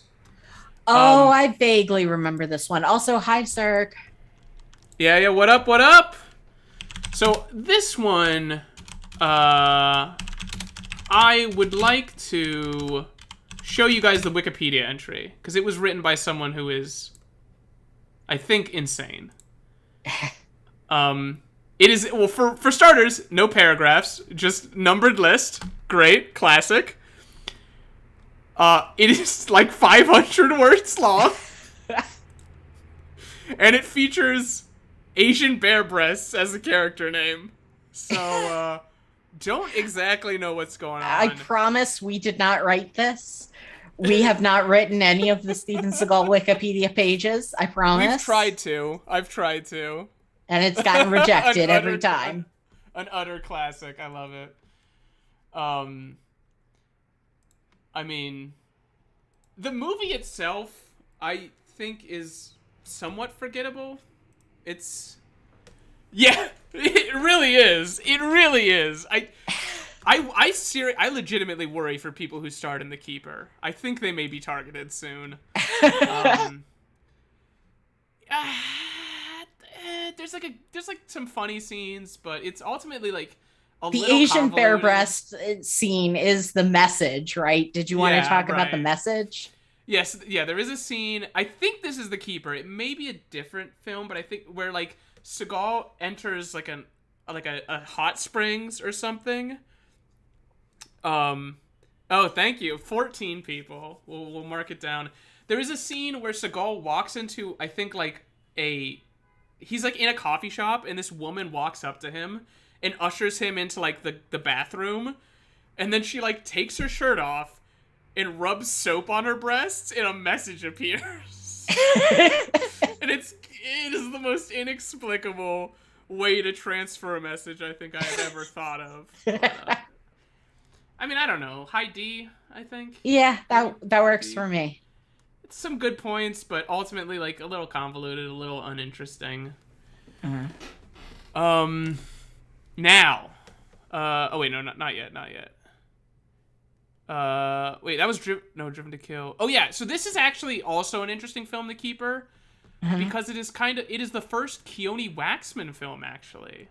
Again, someone who has a sort of an auspicious, kind of uninteresting start to our sort of relationship with them. Yeah. But Keone Waxman will come up again. We'll talk about him. He's a great guy. Yeah. Again, come on the pod, Keone, please. Yes, please come on the pod. We will roll out all the red carpets for you. We will get a special episode after our main series for anyone who's ever worked on a Steven Seagal movie. If you can prove it, like, you're welcome on the pod. Absolutely. Steven Seagal, a dangerous man. Ex-Special Forces soldier is released from prison after being exonerated and immediately embroiled in a smuggling operation and drug war operating out of Bellingham, Washington. It's the Bellingham movie. The movie that almost got us to drive to Bellingham. Oh, we still should, man. We were so close to going to Bellingham. Bellingham, the small Oregon town Washington town that has enough real estate to satisfy not one but two gigantic criminal organizations, the Russians and the Chinese. And I remember having a good time with this. There was a very awkward party scene where they got young women up to the Chinese mafia's like thing. I should have clipped it, but I think I was like having a lot of trouble trying to download A Dangerous Man. So there's a really awkward party scene. Obviously, the uncle is a classic character. The uncle. Everybody's trying to get the uncle. Everybody's trying to get that unk. I mean, hot unk action. Hot unk. It's fine.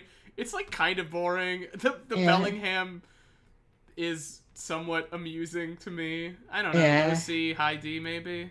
Yeah, I'd go High D. High D. Yeah, I think High D is probably fine. Above The Keeper. I don't know. Keeper. Now we have Machete. So this gotta is be an A at least. Absolutely, I think this is going up here.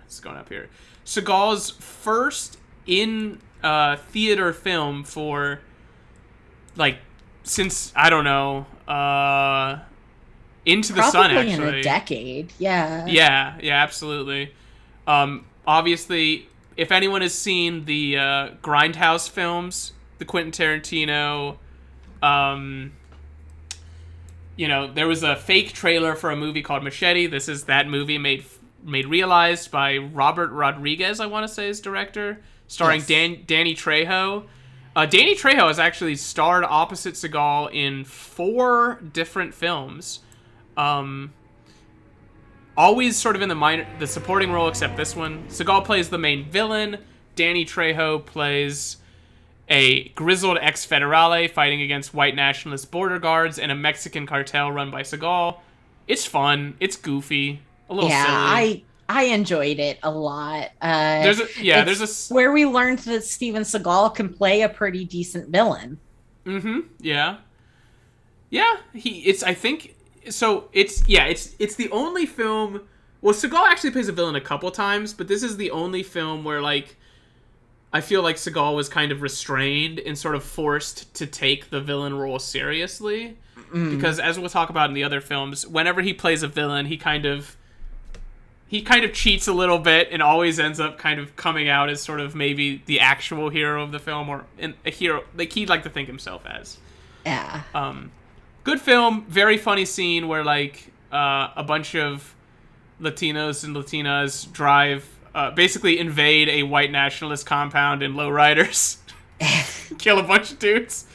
Classic. I think you could either of these, depending on your mood, depending on how silly you want to get. I think either of these could be probably the best Seagal film from a technical standpoint. Yeah, from a technical standpoint, I think we Fair have enough, to give good job. Under Siege the top billing, just because this is a Steven Seagal project and That's he fair. doesn't show up much in Machete. That's fair. All right. Now we're getting into some great films. Born to Raise Hell, written by Seagal, actually.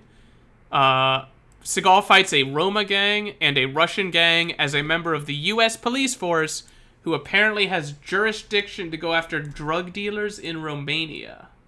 Not quite clear why, but Claude Blouant sort of emerges as a star in this one, playing a character named Soren, who is an utter shitbag in all regards, but one that I think I can speak for us and our guest, if he's still in the chat, we fell in love with.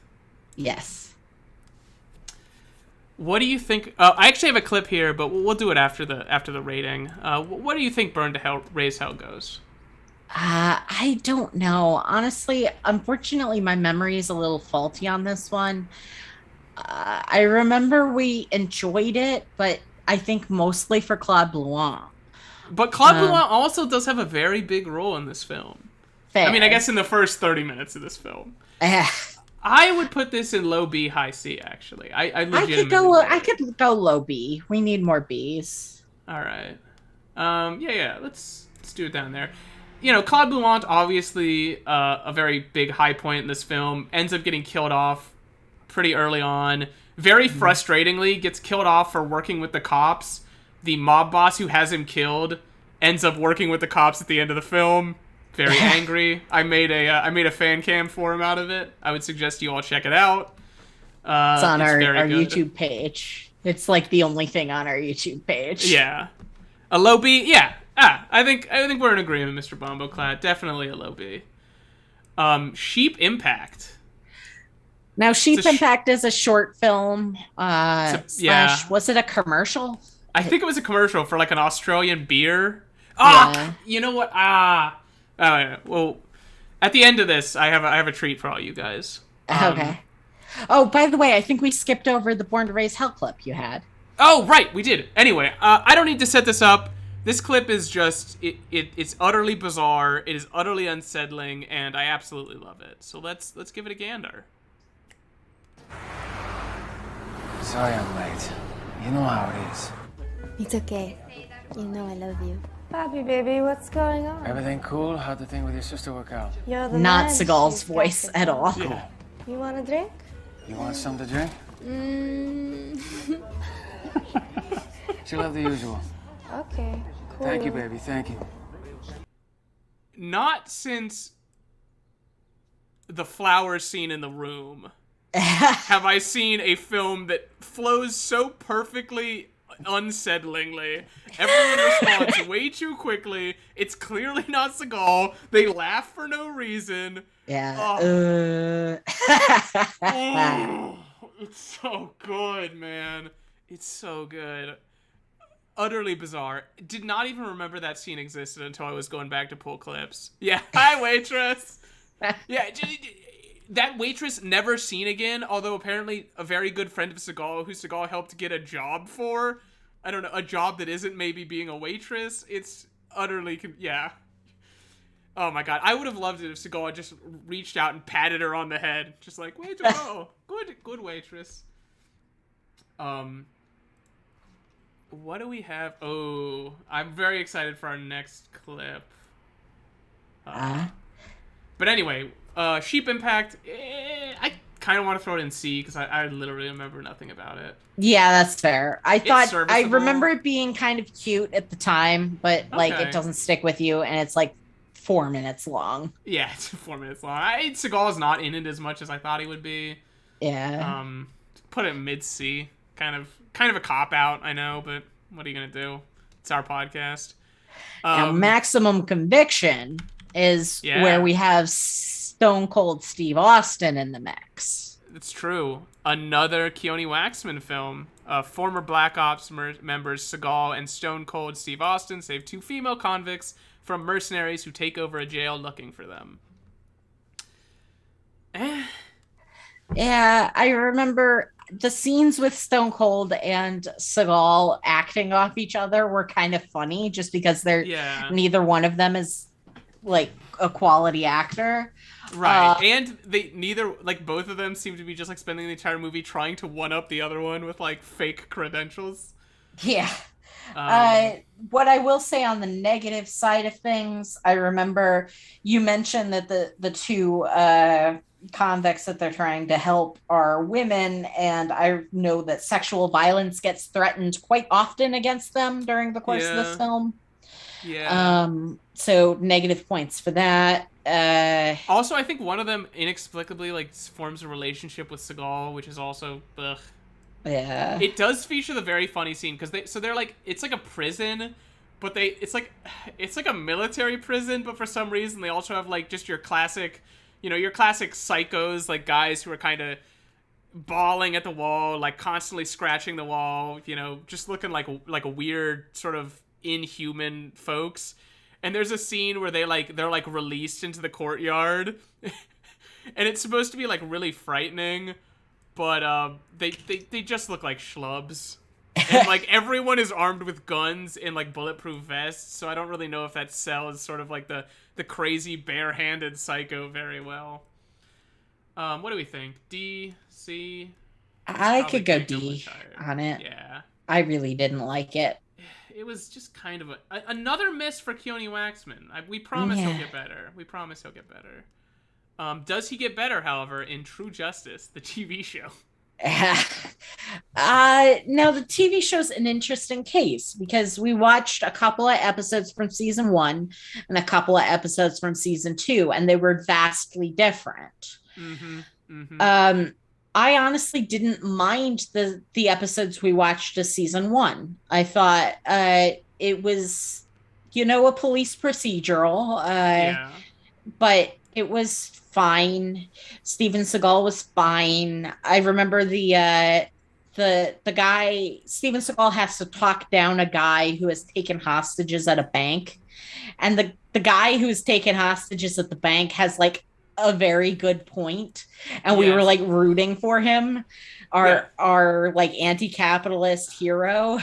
So the guy who takes people hostage at a bank was a man whose son went to Afghanistan, got utterly destroyed by the war, came back caring for his son's medical bills, caused so much, like, ruined this guy financially, caused so much stress on his wife that his wife died. Then the 2008 foreclosure happened, his house got taken by the bank, and now he's taken over the bank to try and get his house back. And he legitimately lets everyone but the head of the bank leave. He's like, I have no problems with you.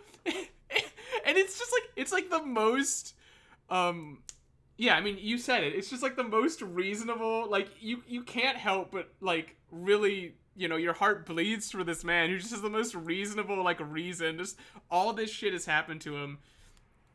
And the end of the episode is him getting like 20 years in prison, and Seagal being like, "You got to learn your lesson," and him being like, "I know," and me being like, "Fuck you." That's garbage.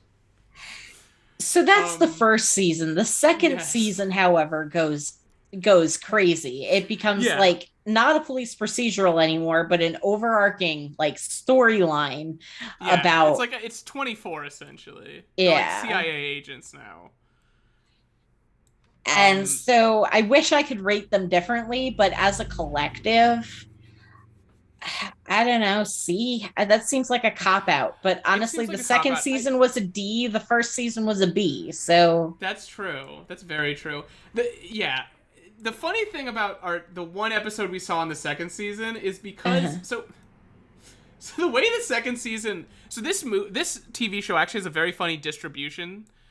It was picked up. It's a 2-season TV show, but in Europe it was distributed as like 8 2-hour movies, each movie being 2 episodes, which is an insane way to put a film. And the one episode we saw in season 2 sort of showed why this was, because it was basically 45 minutes of them describing what had happened in the past 6 episodes. Yeah.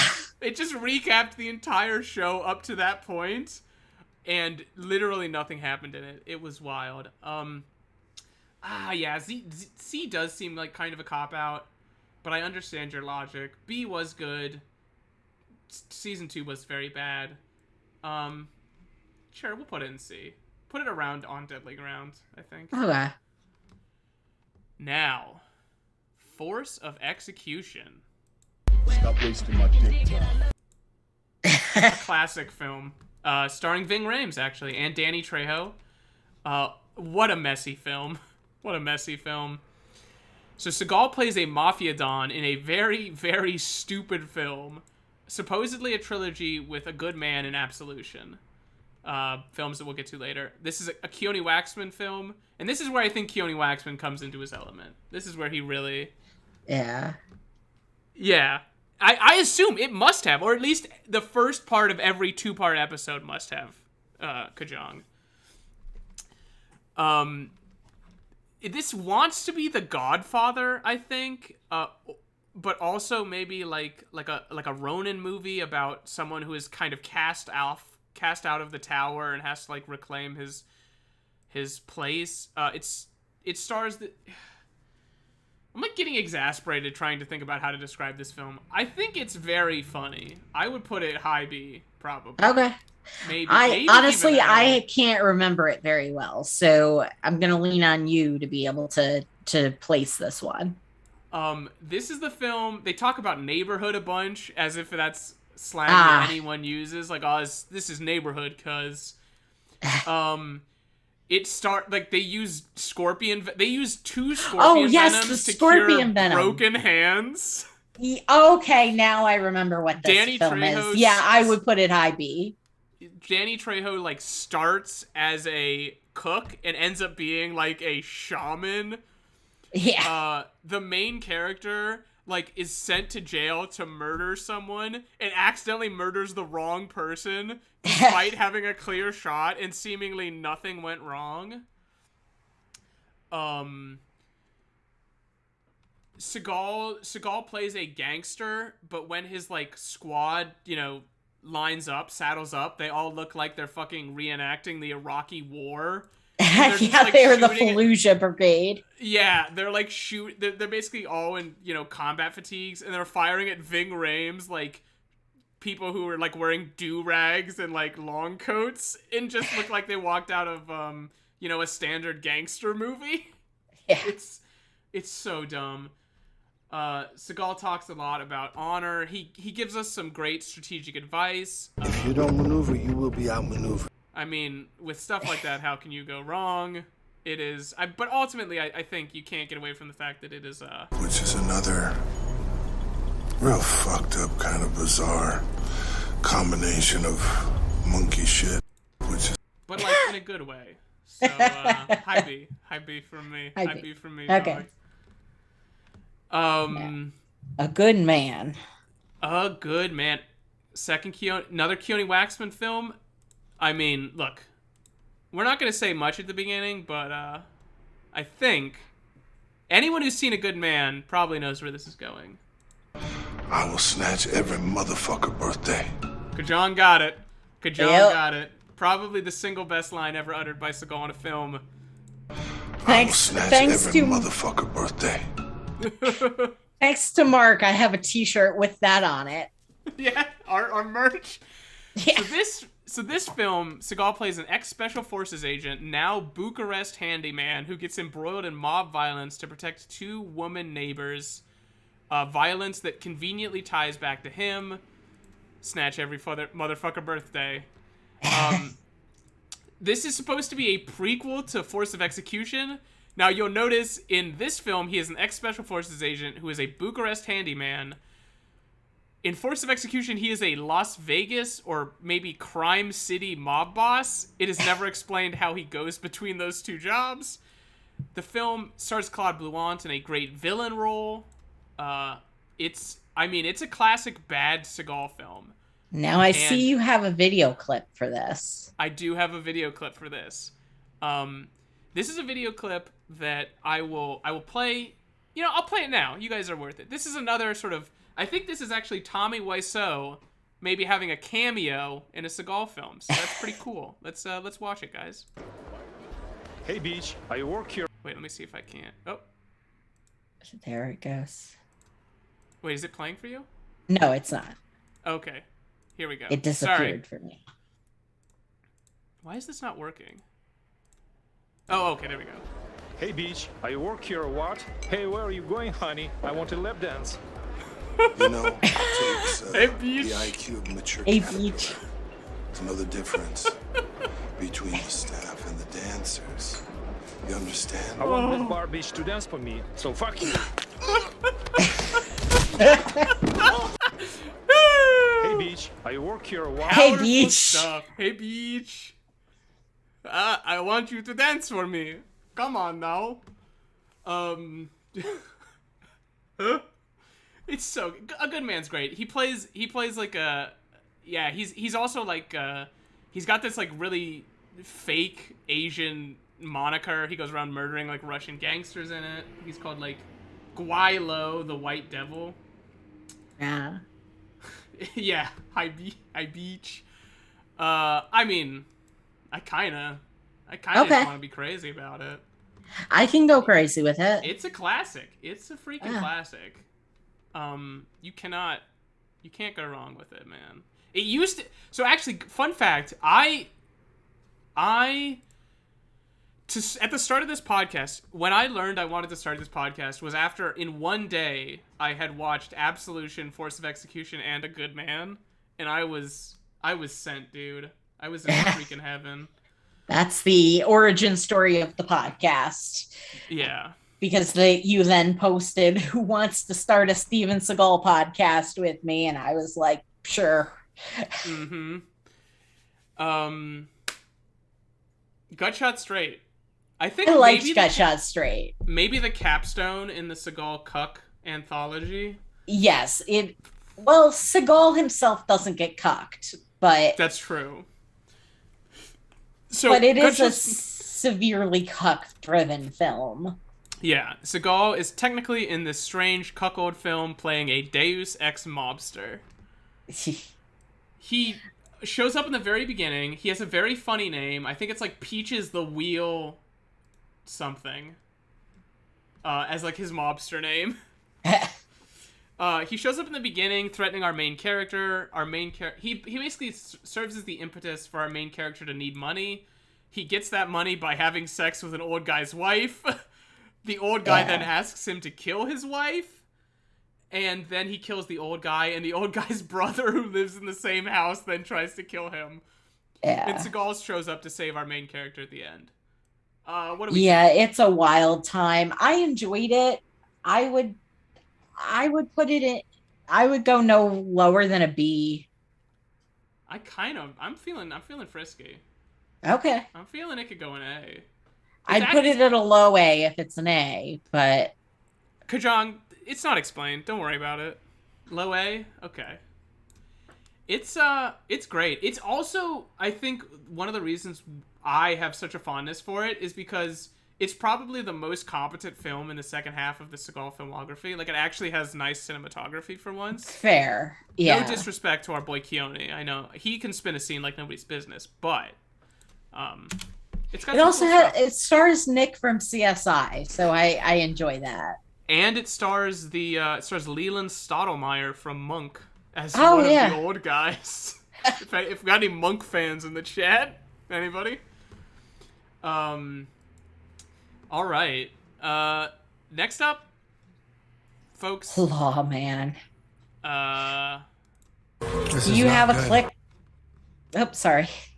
Oh yeah, I do have a clip for Lawman. So this is Lawman. We specifically watched season 3. I will kill your fucking dog. You know, maybe he does, maybe he doesn't. The court ended up not being able to decide that one. But the fact of the matter is, this is boop. Yep. I think undeniably enough. It was not a good time. Steven Seagal pretends to play a cop in Maricopa County. Oh no! Nothing happens. Oh, nice. Yes, absolutely. Nothing happens. This film, it taught me that 90% of police work is standing outside someone's house trying to get them to come out. And if we're not entirely clear, Lawman is the reality TV show in which Seagal is embedded with an actual factual law enforcement agency trying to take down mostly minor crime. Right, yes. 90% of police work is trying to trick people into coming out of their house so you can arrest them. 10% of police work is threatening to arrest the family members of the person you're arresting because they're not happy. Yes. And yes, Seagal probably killed a dog during this season. Yeah. Although I will admit that is not audio from Lawman. That's audio from a different movie. But I just want everyone to know that because it's important. You know, essentially Lawman is can probably be summed up as Resume behavior happening. I don't know. It's F. Nothing, as Asa said, nothing happens in this film and this show. I mean, the police look awful in it. Yeah. Nice. Oh, that's another thing I haven't heard in many a year, Bombaclast. All right. Absolution. Now, Absolution, you're going to have to give me your one sentence summary so I can remember it. Keone Waxman, Claude Blouant, former Special Ops, Seagal, and his Yakuza ward fight mob boss and sex pest Vinnie Jones with powerful connection to Seagal's own employers. Ah, yes. It's honestly probably the worst of the trilogy. That trilogy being A Good Man, Force of Execution, and Absolution. Obviously, you'll note Absolution doesn't seem to have anything to do with A Good Man or Force of Execution. Again, Keone Waxman, please explain to us this trilogy. It haunts me in my sleep. I awaken with like heavy sweats, trying to comprehend how these three films tie together in a timeline. It's the worst, but it's still, Claude Blouant only has like kind of a cameo role. Yeah, but which is a tragedy. He's great in it. What do you think? I don't know. Yeah, seems more like fair weird to me. Sex violence, which is unfortunate. Yeah. It ends up with Seagal fighting the smallest man alive in his final battle, which is very funny. Just Seagal beating on this man who is like 5'2". Very amusing. But all right. Did I have a clip? Oh, did I have a clip for that? What did we just do? We just did Absolution. All right. This is another crowd favorite. Sex Pest. Yeah. He's a guy who. It's like the corner. That's a good point, actually. Maybe we're not giving Keone Waxman enough credit. This is another, I think, kind of classic bad Seagal film. Everybody knows. Yeah. Everybody knows about Sniper Special Ops. In which My boy. Seagal mostly just sits around. Yes, yeah. And when Seagal sits around, he sits around. I'm surprised it took us this long to make a fat joke. I'm proud of it, honestly. I mean, it features great lines like, You have all the girlfriends you want. you know, which is something that I can really aspire to. Someday maybe I will have all the girlfriends Aspire but I never want. achieve. Exactly. Yeah, Seagal. It's essentially Seagal sitting while. Oh stuff yeah, happens Mr. around Bumbleclad, him. we did do that Lord of the Rings bit at the end of the episode. Yes, correct. I still have those images saved somewhere. Oh man, yeah, yeah. This is also Seagal's like jarhead Marine Special Forces guy goes up against like a Cambridge educated Taliban leader. I think you're placing it a little high, honestly. You think so? I wouldn't put it higher it's a really than a low boring C. film. It's a Yeah. really boring film, but it does have some classics. Yeah, I mean, low C at the highest for me. It also doesn't help that Seagal, the Seagal scenes are admittedly very funny. It's him looking extraordinarily fat and extraordinarily tired. Holding guns improperly. Yeah, there's a scene where he like answers a phone and just kind of like lazily points a pistol away from where he's looking. Unfortunately, there are people other than Seagal in the film, which means occasionally the Seagal watching is broken up by someone trying to get a plot to happen, and you know, like Fetch, that just ain't happening, dog. Okay. All right. What's next? Code of Honor. Code of Honor.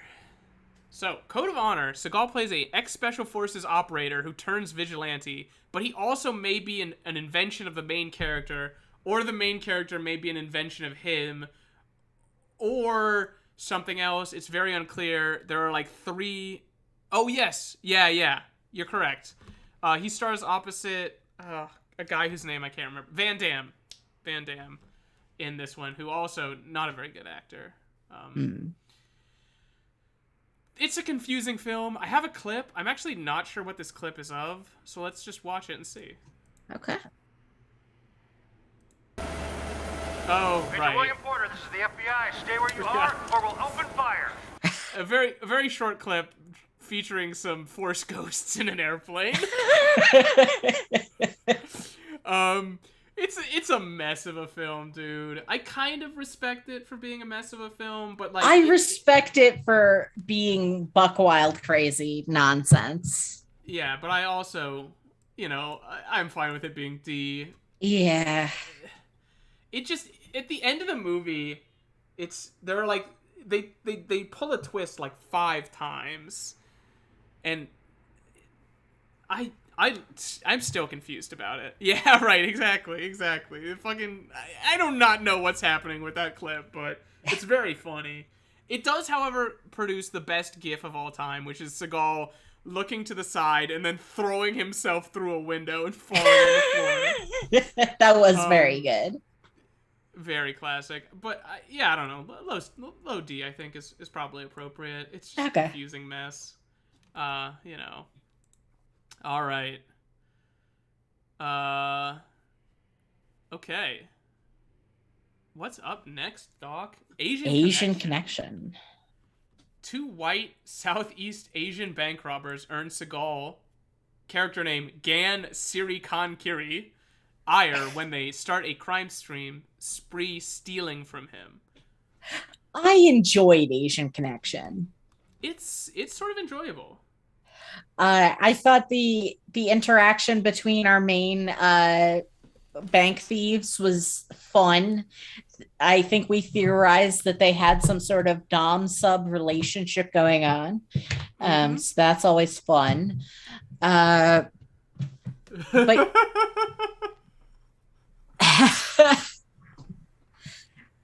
I enjoyed it.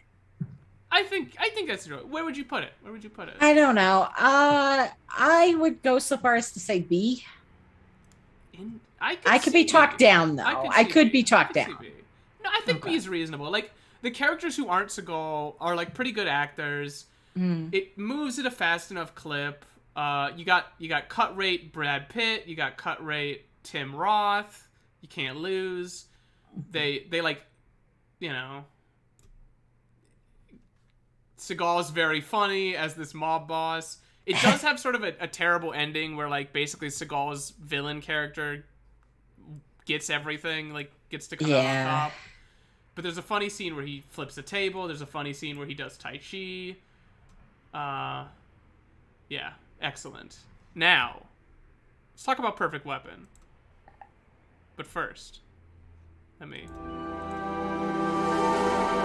set the scene for this one. All right. Let's talk about Perfect Weapon, shall we? Okay. It's a funny film. It's a funny film. I am friends on. Because I'm a good journalist. I should declare that I am friends with this man on Facebook. Because he accepted my friend request. It's a very stupid film. So Seagal plays, or the main character is a hitman for a powerful Big Brother-esque state run by Seagal. He goes rogue, joins the rebellion, starts fighting back. I mean, the song is very good. If I could rate this song, I'd put it in S tier for sure. At the end, it's revealed that Seagal has either a twin or like a robot clone that he kills. I firmly believe it's a robot clone. Very stupid twist. This song they play like 4 different times. The emotional weight of it is never earned. But my God, is it not just a slapper? It's so good. I downloaded it like without a doubt. Where do we think? I don't know. You seem to have real high opinion of this movie. I honestly, I don't. I have real high opinions of the song. Okay. The movie itself is kind of, ugh. It's a little more stylized than some of the real trash. Yeah, I could go to a C. Like the middle high C maybe. Yeah. I mean, the main character is not a terrible actor. The plot's a little incomprehensible at points, but not so bad. And again, yeah. Don't we all? Right. Real good stuff. I'd recommend checking the band out. It is called... Oh my God. I'm looking up stuff on the fly, which is something I promised I wouldn't do. Which is bad. Well, actually, I can't get... I think it's on my... I downloaded it on Linux, so I can't see it actually here. I don't know. Tragic. I'll tweet about it. Yeah, we'll tweet out the song. Anyway, classic. Very good. Love it. Now, this is, I think, probably Keone Waxman's greatest accomplishment. End of the Gun. Claude Blouant, Keone Waxman, another of my favorite Romanian actors, Florian Piersix. I don't recognize him offhand, but... Ex-DEA agent Seagal teams up with woman to steal $2 million in drug money from the trunk of a car that is currently in the police compound. So I'm not sure how they missed it. Yes, yeah, there was. But really, the real stars of this film are the 3 stooges that sort of act as kind of the main bad guys, like eyes and ears. And once again, this is a movie where IMDb lies about what the plot is. I think, and again, this is going to be another, this is going to be another sort of probably surprising take for you, Asa, but really, I think it is great. As I was pulling clips, so I would not have picked End of the Gun as like a film that I would have thought was S tier. As I was pulling clips, I legitimately almost wanted to watch the film again. Like, Pee-wee, Florian Piersix, and the other guy are so fun to watch. They're these all right, the Three Stooges are pretty great. Yeah, right. I did mourn for Pee-wee, so yeah, we don't have an air horn, but I can, however, do.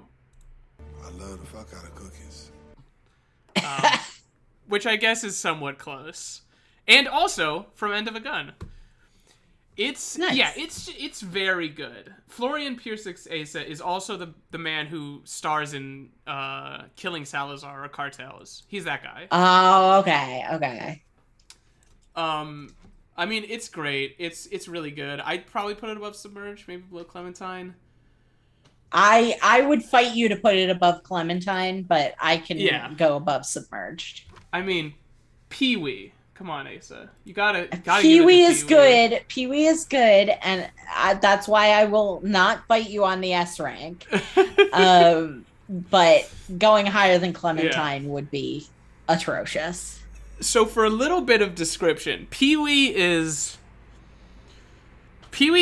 an East Asian man who is introduced as the cousin of a Russian car mechanic who comes out wearing a cowboy hat and who, like, multiple times is sort of, basically derided for wearing this cowboy hat, but keeps putting it back on like a petulant child. Yeah. It's so good. I love it. Nobody trusts Pee-wee with anything. Yeah. It's, Now we have Cartels Killing Salazar. This is the one with Droney, right? No? Cartels isn't the one with Droney? No, that's Contract to Kill. Okay. We might be seeing Droney later in a clip. Who knows? Oh, nice. There's no way to tell. Cartels is the one where they're at the World Trade Center. Oh, yes. And so a team of government agents are required to guard a supposedly dead mob boss. But a corrupt official causes all the plans to be thrown for a loop. Steven Seagal exists, I suppose. Another very dumb... another Keone Waxman, Claude Blouant film. Claude Blouant actually has a very great role as a 55-year-old bellhop. Oh, God, I love him. Who, like, spends his entire time smoking a joint and acting like a 17-year-old bellhop. This is honestly one of my favorite Claude Blouant performances. It's so good. It's very, very good. He's just... It really highlights sort of the energy that he brings, which is just so beautiful. And I actually did pull some clips out because I absolutely love his delivery in this film. He sometimes has this... Motherfuckers running around, and I'm going to tell someone before it escalates. Know what I'm saying? Oh, he has this like, weird British accent. Real behavior happening. It's so good. I love it. Florian Piersix plays the mob boss. The twist in this film is that one of the agents on the government team supposedly supposed to guard that dead mob boss turns out to be the sister of the mob boss, and like nobody fucking thought to check that out or anything. Action's actually decent because Seagal's not the one doing it. I'd say mid B, maybe high B even. I don't know. Yeah, I'd go B. Claude Blouant really does steal the show. Yeah, he really does. As his 55-year-old bellhop. It also is, a lot of good lines in it. The come to Jesus line. And the monkey shit line. Both yeah. From it. All right. Contract to Kill, 2016. The final Keone Waxman film. Seagal and his team fight Islamic terrorists who are using Mexican cartels to sneak WMDs into America, and for some reason, they fight them in Turkey. Yes. And I am desperate to see the clip because there is just one thing I want to talk about this movie for. All right, well, let's just show the clip then, folks. Let's show the clip.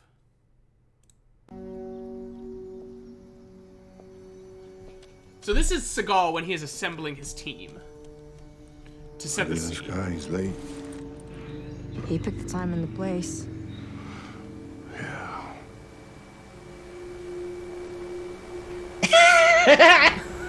John. That thing's coming in pretty low. Real frog with a real crab with a knife energy. Yeah. Just duct tape that shit on there. Shit, he's locked onto my car. Shit. Shit, he locked onto my car. No.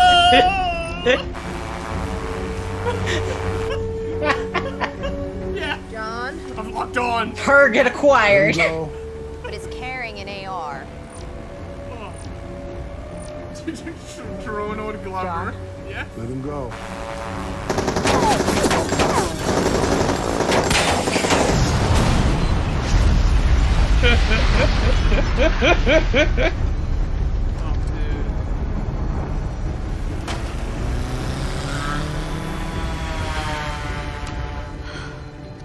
Okay, that got my attention. John? John. Go back, your people need you. I actually don't know how long this clip is. It's long. Let's see where I end it. My car. Yeah, everything about it. Oh. You must be Sharp. You must be John Harmon. Yeah, I'm Harmon, but I'm still waiting for the answer to my question. Yeah, Matthew Sharp. Some pretty nice piloting you did out there. Might have a job for you.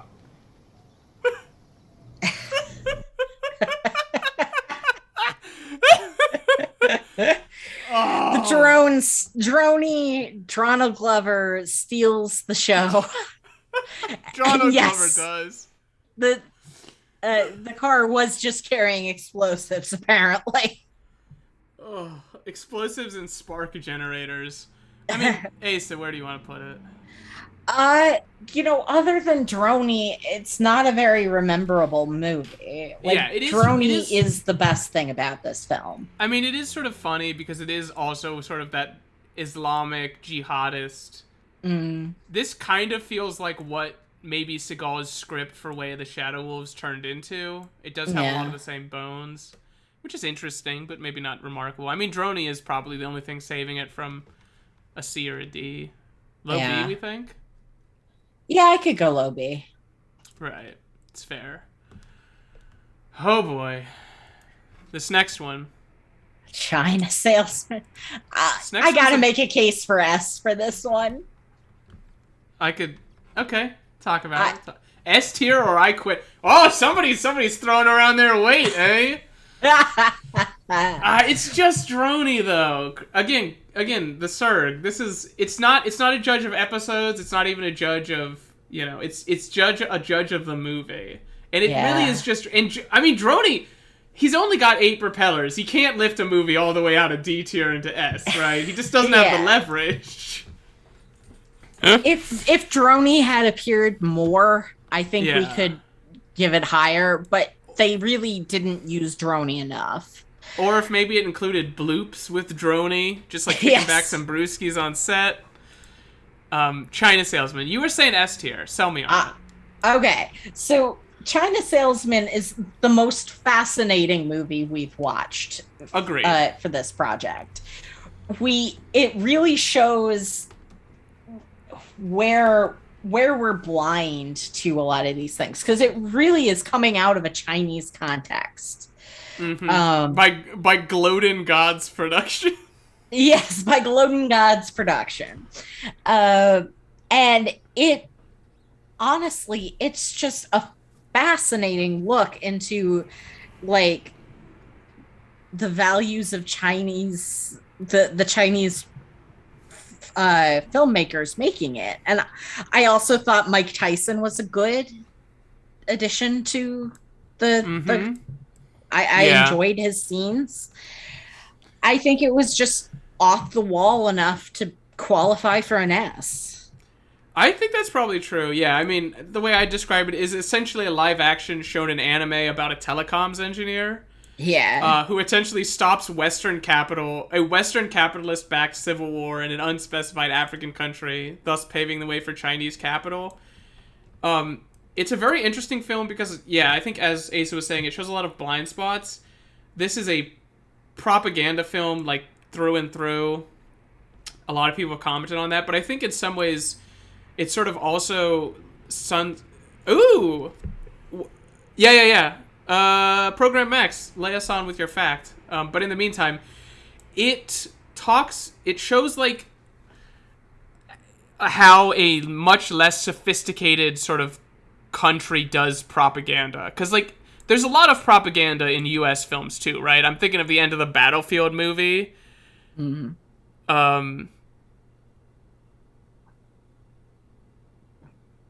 Oh, nice. I did not know that. That's very cool. So yeah, the end of like the Battleship movie. I don't know if anyone's based on a true story. Exactly, based on a true story. That true story being that maybe some Chinese companies got in trouble for like stealing telecom secrets from like a Western company, and they like spun it out into this entire film where like China paves the way for like, I don't know, free open source telecoms technology. It's bizarre, but. So there's a lot of propaganda in American films, but I think American films are a lot better at sort of hiding it, or perhaps we as people are more sort of used to the propaganda that the way they show it. So watching this film that's blatantly propagandistic, but in a way that we're not familiar with and can be very easily recognized, is I think definitely an interesting film. It's wild. Yeah. But yeah, I'm fine with it being at the end of the S tier, but I could see it above Submerged. Okay. But it's definitely great. It's definitely really good. It's a very interesting film to watch, I think. Mm-hmm. All right. Way of the Shadow Wolves. Woo-woo! Steven Seagal's novel. Also based on a true story. That true story being, I don't know, Obama's presidency. Yes. We all in remember the minds when of conservatives. Yeah, we all remember when he let all those jihadists in via migrant caravans. Yeah. This book sucks. It is really awful. But it's bad. Yeah. Yeah, I would agree with F. Like, it's barely readable. Yes. I'll be honest, I skimmed parts of it because like they're just in a fight, like they're just in a gunfight. I can start skimming. Yeah, absolutely. I mean, there are some like great lines. There's a really weird humble brag Seagal does where he talks about how his character can squat in a way that would be painful for most people, but he's not like hurt by it. Just bizarre. He also like has a love interest who's badass but also needs his protection because she doesn't do literally anything. Yeah, she faints a lot despite being a tough mama bear. It's just not quality. I mean, we talked about this for 2 hours. You can go listen to our episode about it if you want us to talk more. I don't know if we have anything else to say about it. Attrition.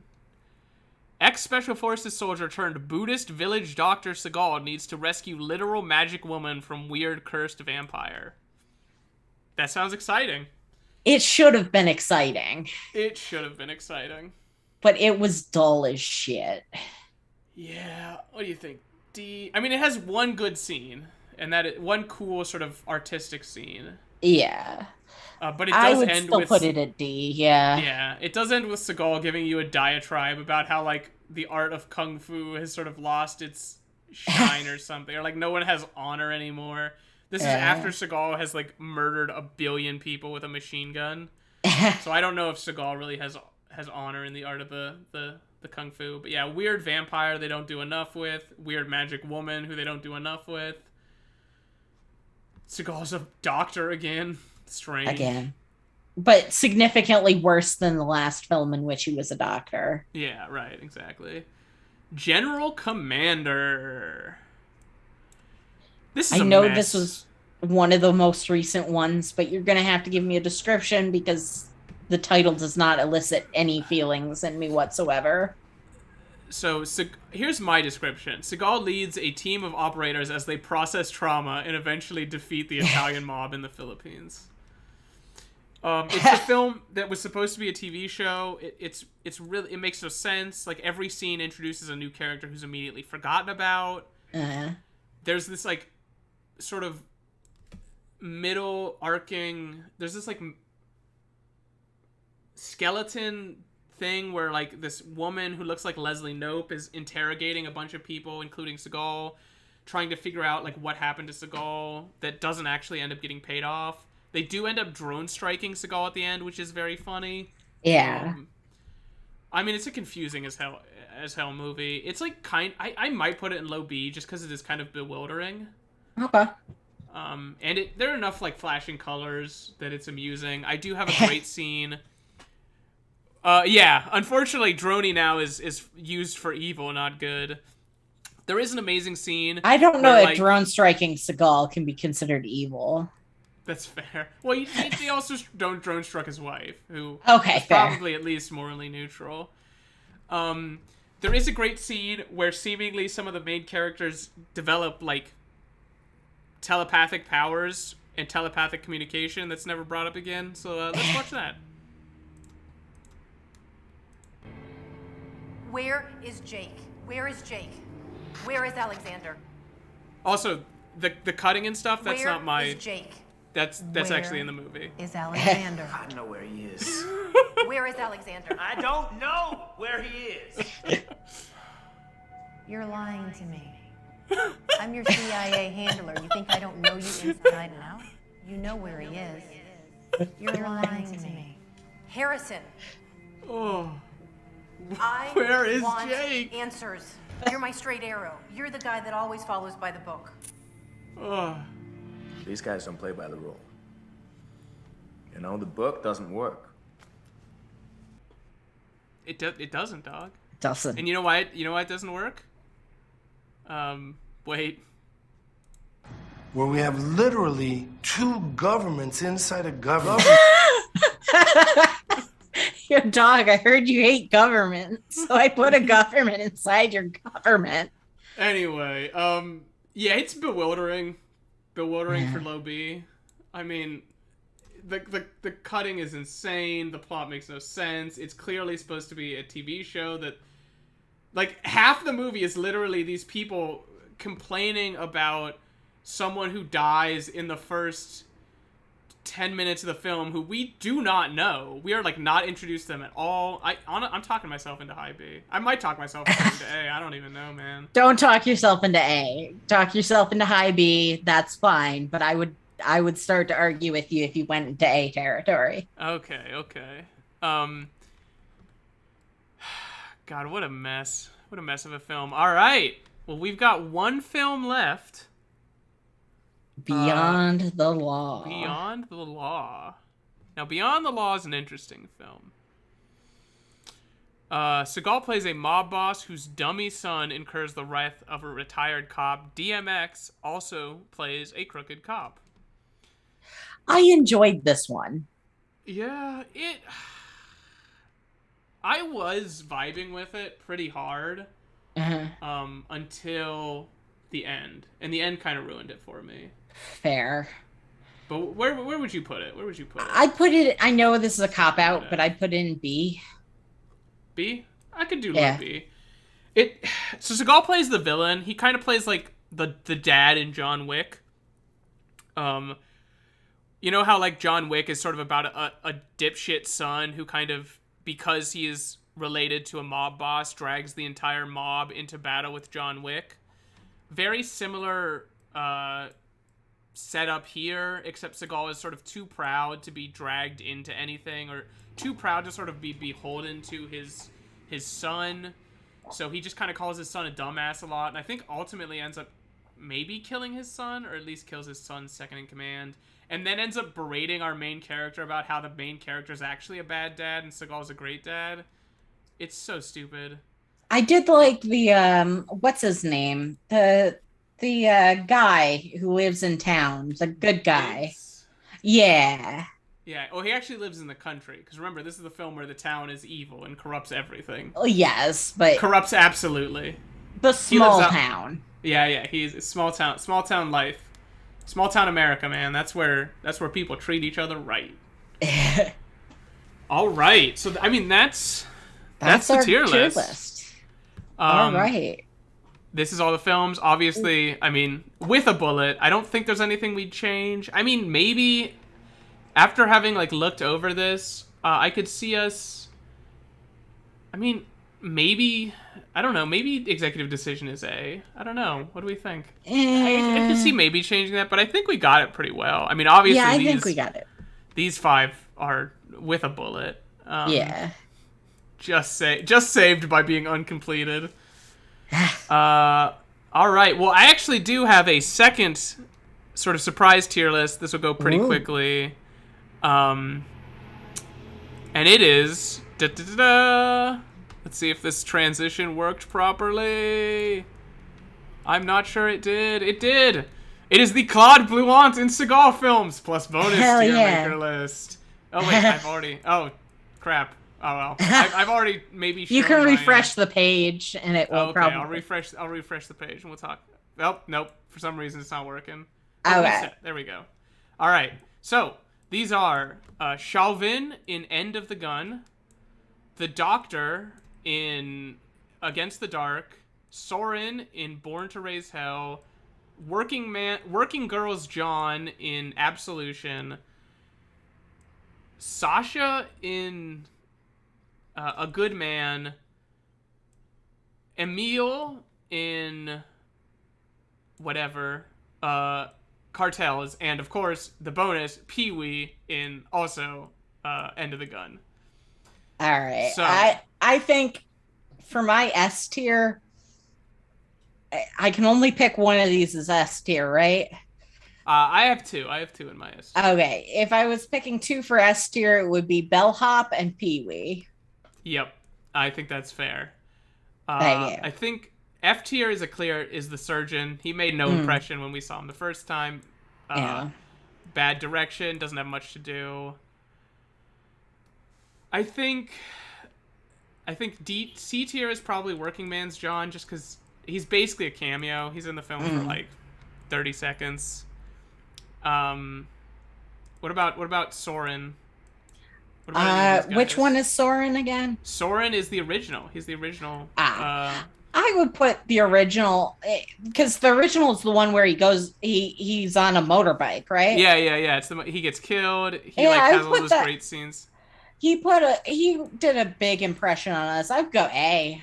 Yeah, I mean, I made a fan cam about this film. I definitely A or S, but we already have. I mean, Emil, I think, is actually legitimately a better performance. He's so fun in that film. Yeah. Chauvin, the kind of real sweaty lawyer from End of the Gun. I like sweaty lawyer. I did too. I would put him in B. Yeah, I don't know if he's like wild enough to maybe like upset these. Nah, but Sasha, he's a solid B. I don't remember which one's Sasha. Sasha's like this. He's like a shitbag. He isn't a good man. He's kind of the secondary villain. He gets beaten up at one point. I don't remember him too well, so I'd probably play C. I'd go B. He's okay. If you remember him, you pick him on what you remember him for. All right, so everybody, that's the official Claude Blouant rules in Seagal films. By the way, we made all of these on Tiermaker? Yeah. Tiermaker.com. So go ahead and look on Tiermaker if you want to make your tier list of your own. Send us a screenshot to our Twitter page. We will retweet any of the best ones. And there's actually one bit of Seagal trivia, or Seagal, I guess, media that we have not done, and I want to play it for you guys. I know this has been a while. We've been going for way longer than I thought we would be, but I think this is probably worth it. Seagal energy drink. Yes. TV commercial. So this is a real TV commercial that really played. Is it Advert 1? I think it is. For a real product that existed.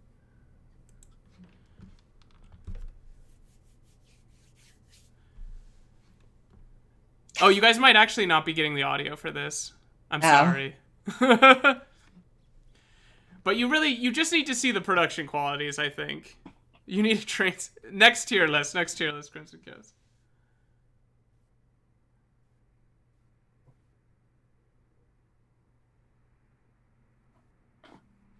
Oh yeah, they're not getting the audio. Aw. It's unfortunate. Well, rest assured it is bad. Yeah. Drink goes in pool. I mean, just witness the production qualities, and that's really all you got. I'm sure I could get it set up, but I should have downloaded it.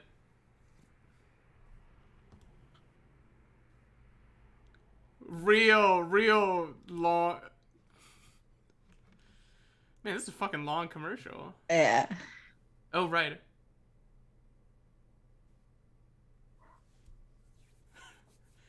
So if you know where we can get this, please tell us. I do love the fact that one of the flavors is named Asian Experience. Yeah. Because that just seems like, yeah, that's what Seagal's in this for, is the Asian Experience. Yeah, random Russian lady.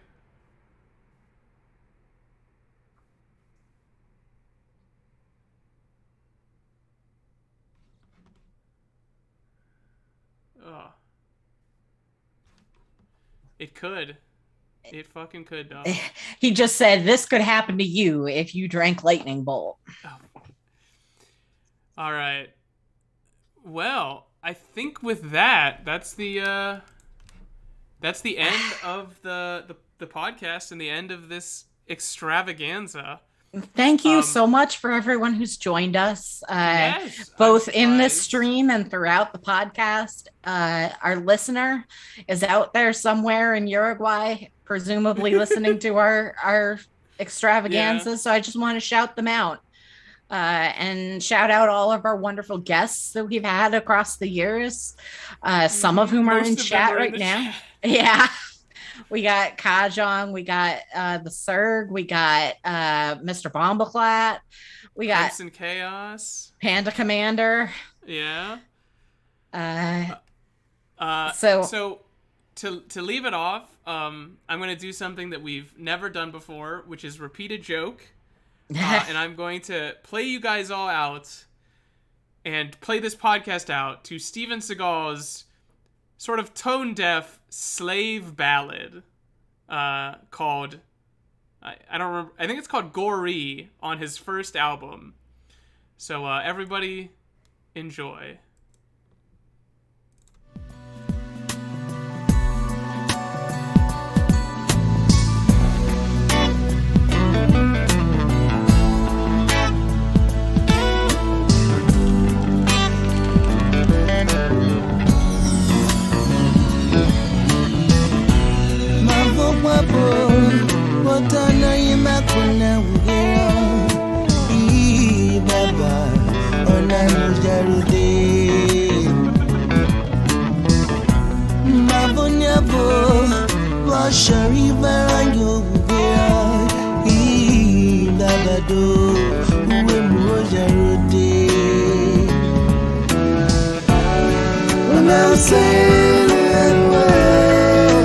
Sunshine bright in the sky, and I'm free when I close my eyes. I can't remember, help me wash away my sorrow, help me drown out my pain.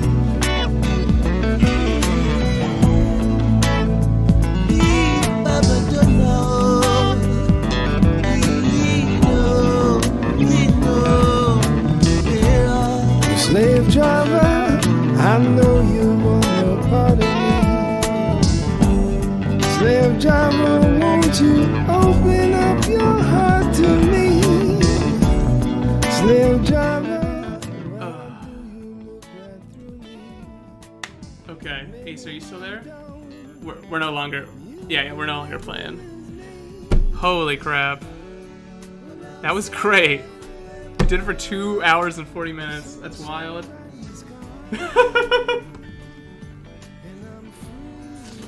Thank you. Yes, it worked out so well. I'm like crazed. I'm like wild. I recorded it, so maybe I'll upload it to YouTube.